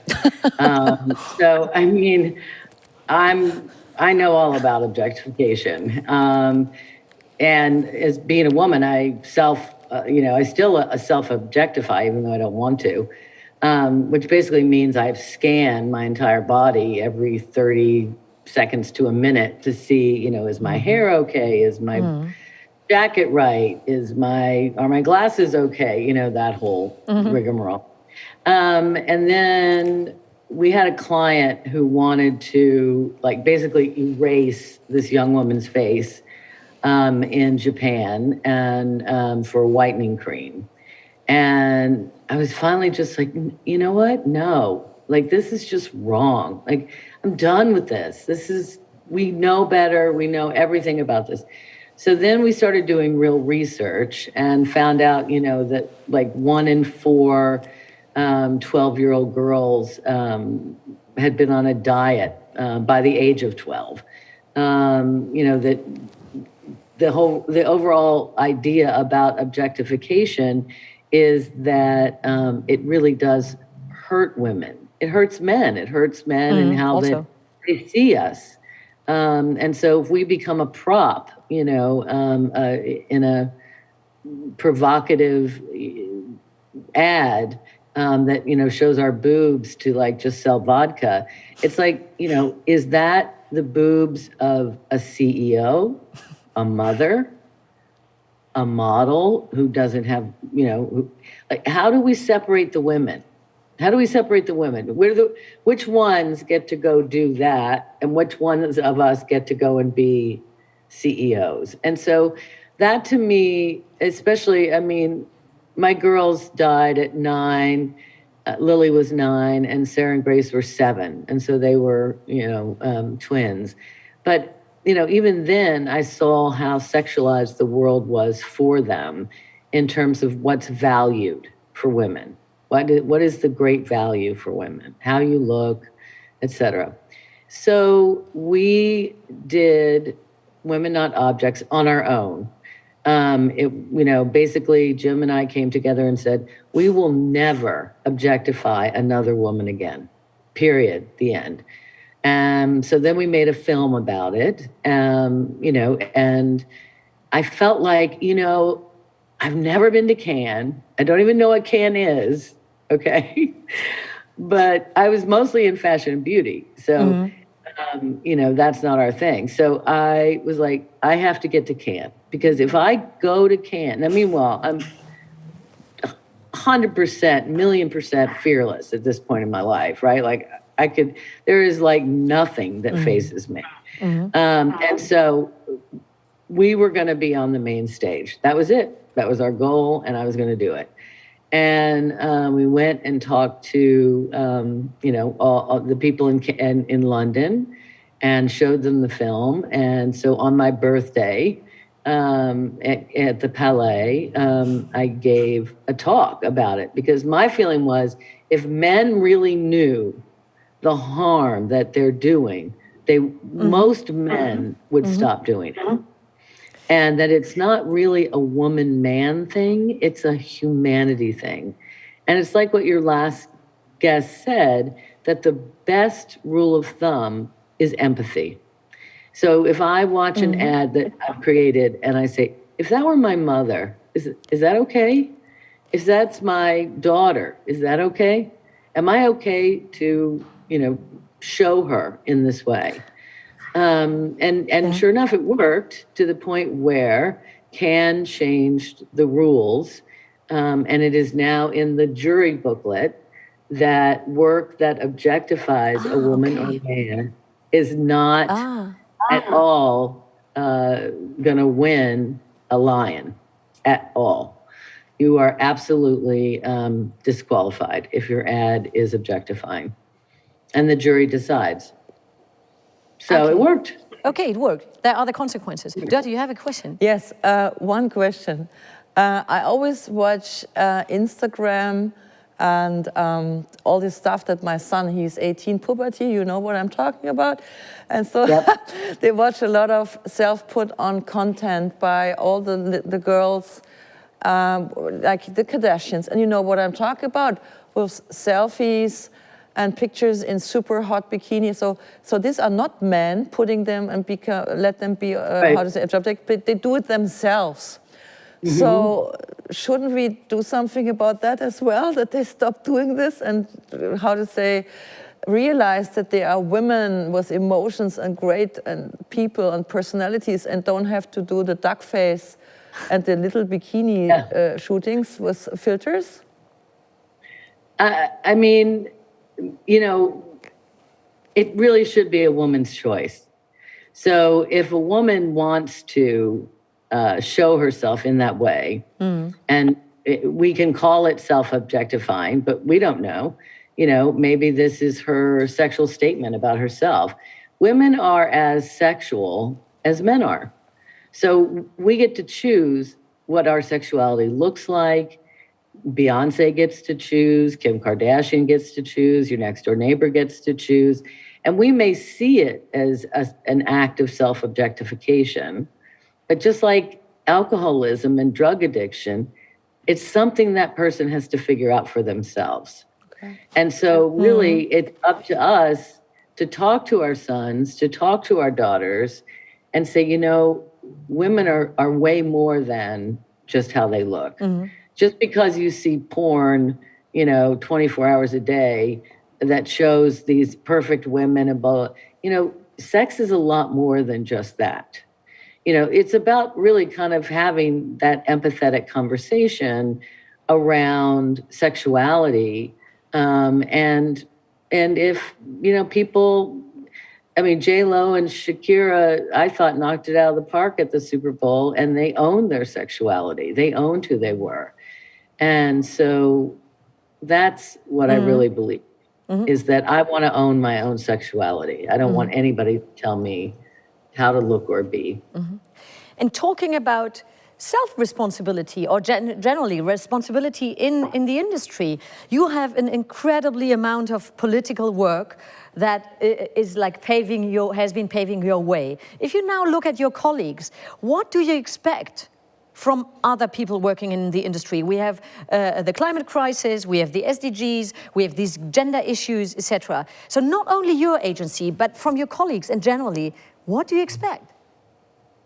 I think a lot of my colleagues are doing their best and are getting out there on issues. I think that as an industry, we're starting to really understand our role in the world and not to be ashamed of it. For so long, advertising was like, oh my God, the dregs of the world, like it's not even creative, and obviously the old guys, but then, You see what's going on at Wieden and Kennedy. You see what's going on at, at Droga 5. I mean, there are a lot of powerful agencies doing great work at McCann with Fearless Girl. There's a lot going on, and sometimes it bubbles to the top, sometimes it doesn't. But, I think that more and more and more, we're understanding our own role within this ecosystem of, using the communication tools, not only that we have, we know, we do, but the ones that we can utilize.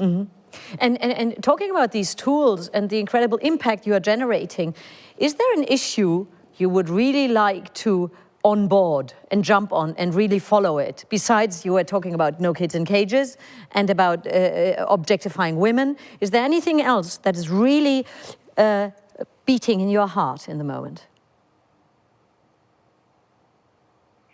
I mean, I think that the number one issue for me is Black Lives Matter and the injustice of generational hatred and putting down African heritage, every type of heritage that isn't white. I mean, meanwhile, I'm the whitest person in the world. Like, I don't even have like genes from Africa. I couldn't believe it. I'm like Neanderthal and Viking and stuff. And of course, but anyway, the point is that doesn't matter.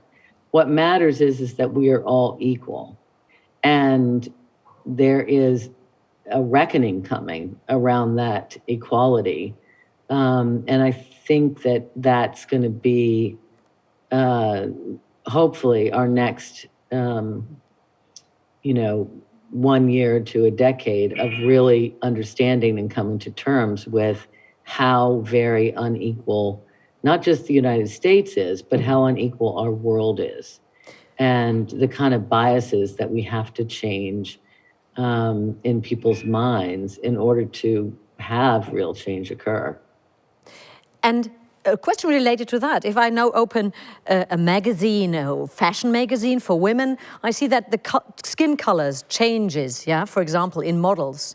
Is that a kind of color washing for you from your perspective, or do you really take it serious as a step to more equality? I take every step as a step to equality. Obviously,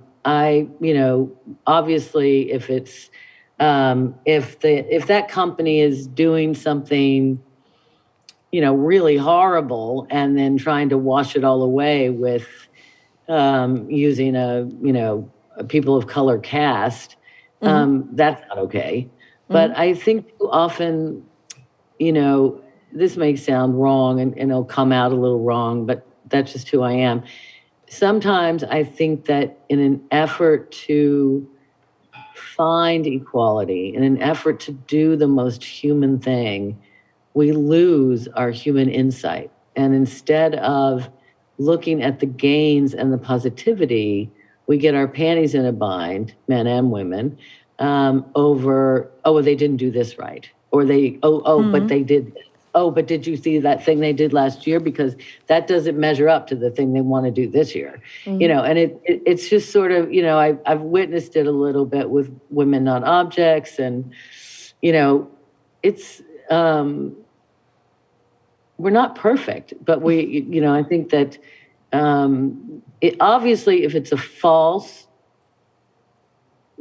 place that companies are trying to go, false does not work. Ever. But if it's what you said, trying to have a more diverse cast, but that it has meat and potatoes beyond that, it can't just stop there. I think that we need to give people that are trying a break. And please, you go. There's this famous British series, also eine wonderful film, a Serie, was heißt das? Series, yeah. With this, I don't know if you know the title, it's about some years ago, it's society, and they have a casting, which I was like, what? Because the queen in the film is black, and all the others, so it was like, because we are all used to have kind of history correct castings, like, of course, in that countries and in that time, the servants were black and the people, were white. But they totally mixed it up, and they just casted like talent, authority. She can play great, and that's it. And I like the radicality in it. How do you see that? Is it good? Is it bad? Is it trying to do something too hard? How do you see it? It's the world we live in.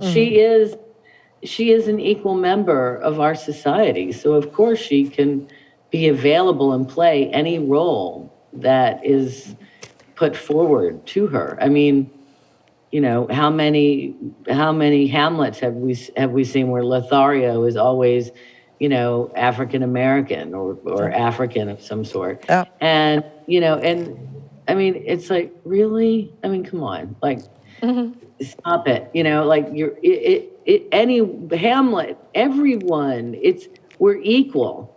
So you know, strip my skin and I am equal, you know, and that's the thing I really can't understand anymore.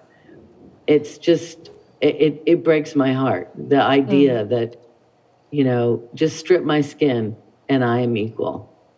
So, you know, you could shoot me in the back of the head as I'm fleeing away from something. You can shoot me 3 times because you think, you know, I might do something as I'm getting out of a car.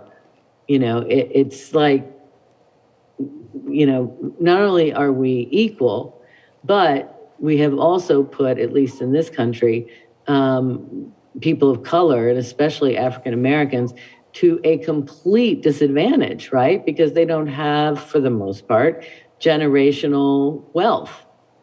All their wealth during Jim Crow was completely taken away. So, you know, this nation has a lot to make up for. And I'm excited, actually, because I think Joe Biden is a really good guy, a really good person. And I think that he can help set the stage for more equality, especially when it comes to justice.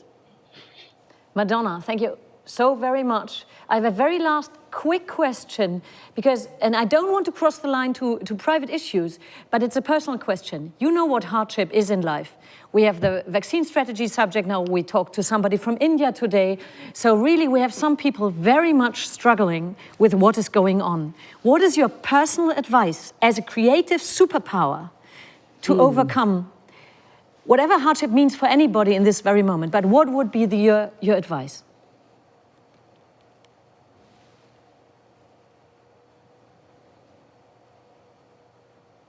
Every day is a new day, you know, and you got to find somebody who's going to love you and that you can love. Love is the most powerful energy in the world. And, you know, each day you just got to get up and get out of bed and try harder or try differently or crawl back in bed. But know that love is the most incredible energy and power that there is in the world. And so do something loving, take that step of a loving act. If it's India and it's so far away and it feels so hard, Doctors Without Borders could use a donation. Do something that you can, and don't turn away and think, oh, that's too far, that's too much, it's too big. $25 might make all the difference to somebody suffering in India. So the superpower woman of creativity tells us all that the superpower is love. So yes, thank you for this really strong final words to us. Thank you, Madonna. Madonna, thank you so much. You are great. Thank you. Thank you. Thank you. I've loved it. Thank you so much. Thank you. All the best from Hamburg and from the ADC. Thank you very much. Thank you. Thank you to the ADC. Lovely to be here. Dörte. Das ist so der Moment, wo man so emotional mitgenommen ist, dass man den ganzen Text vergessen hat. Du natürlich nicht, aber... Nee, aber wo man eigentlich auch nicht mehr sprechen muss. Ja. Also ist vielleicht auch wirklich gut, dass wir jetzt am Ende sind, weil gibt's dazu noch, was will man da noch oben drauf sagen? Ja. Vielleicht fangen wir damit an, dass wir uns bedanken.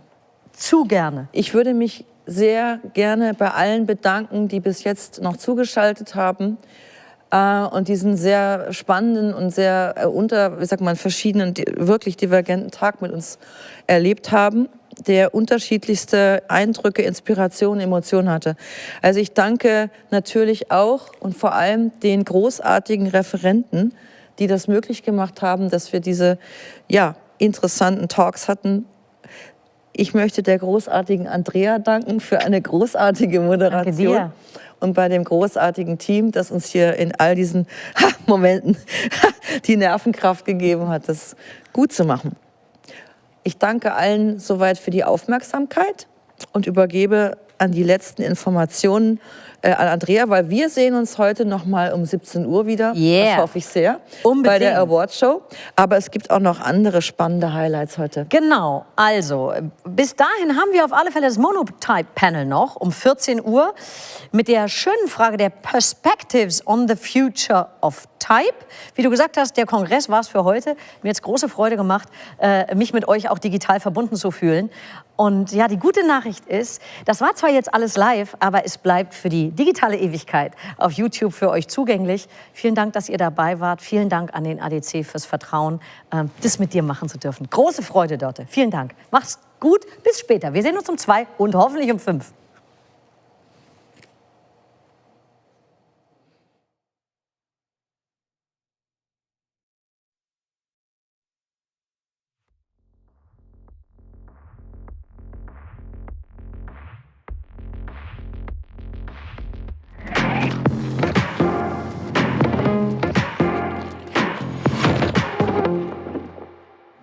Hat euch das gerade hier gefallen? Dann schaut euch weitere Empfehlungen an und guckt mal, was die Superkraft Kreativität sonst noch mit dabei hat. Lasst euch inspirieren.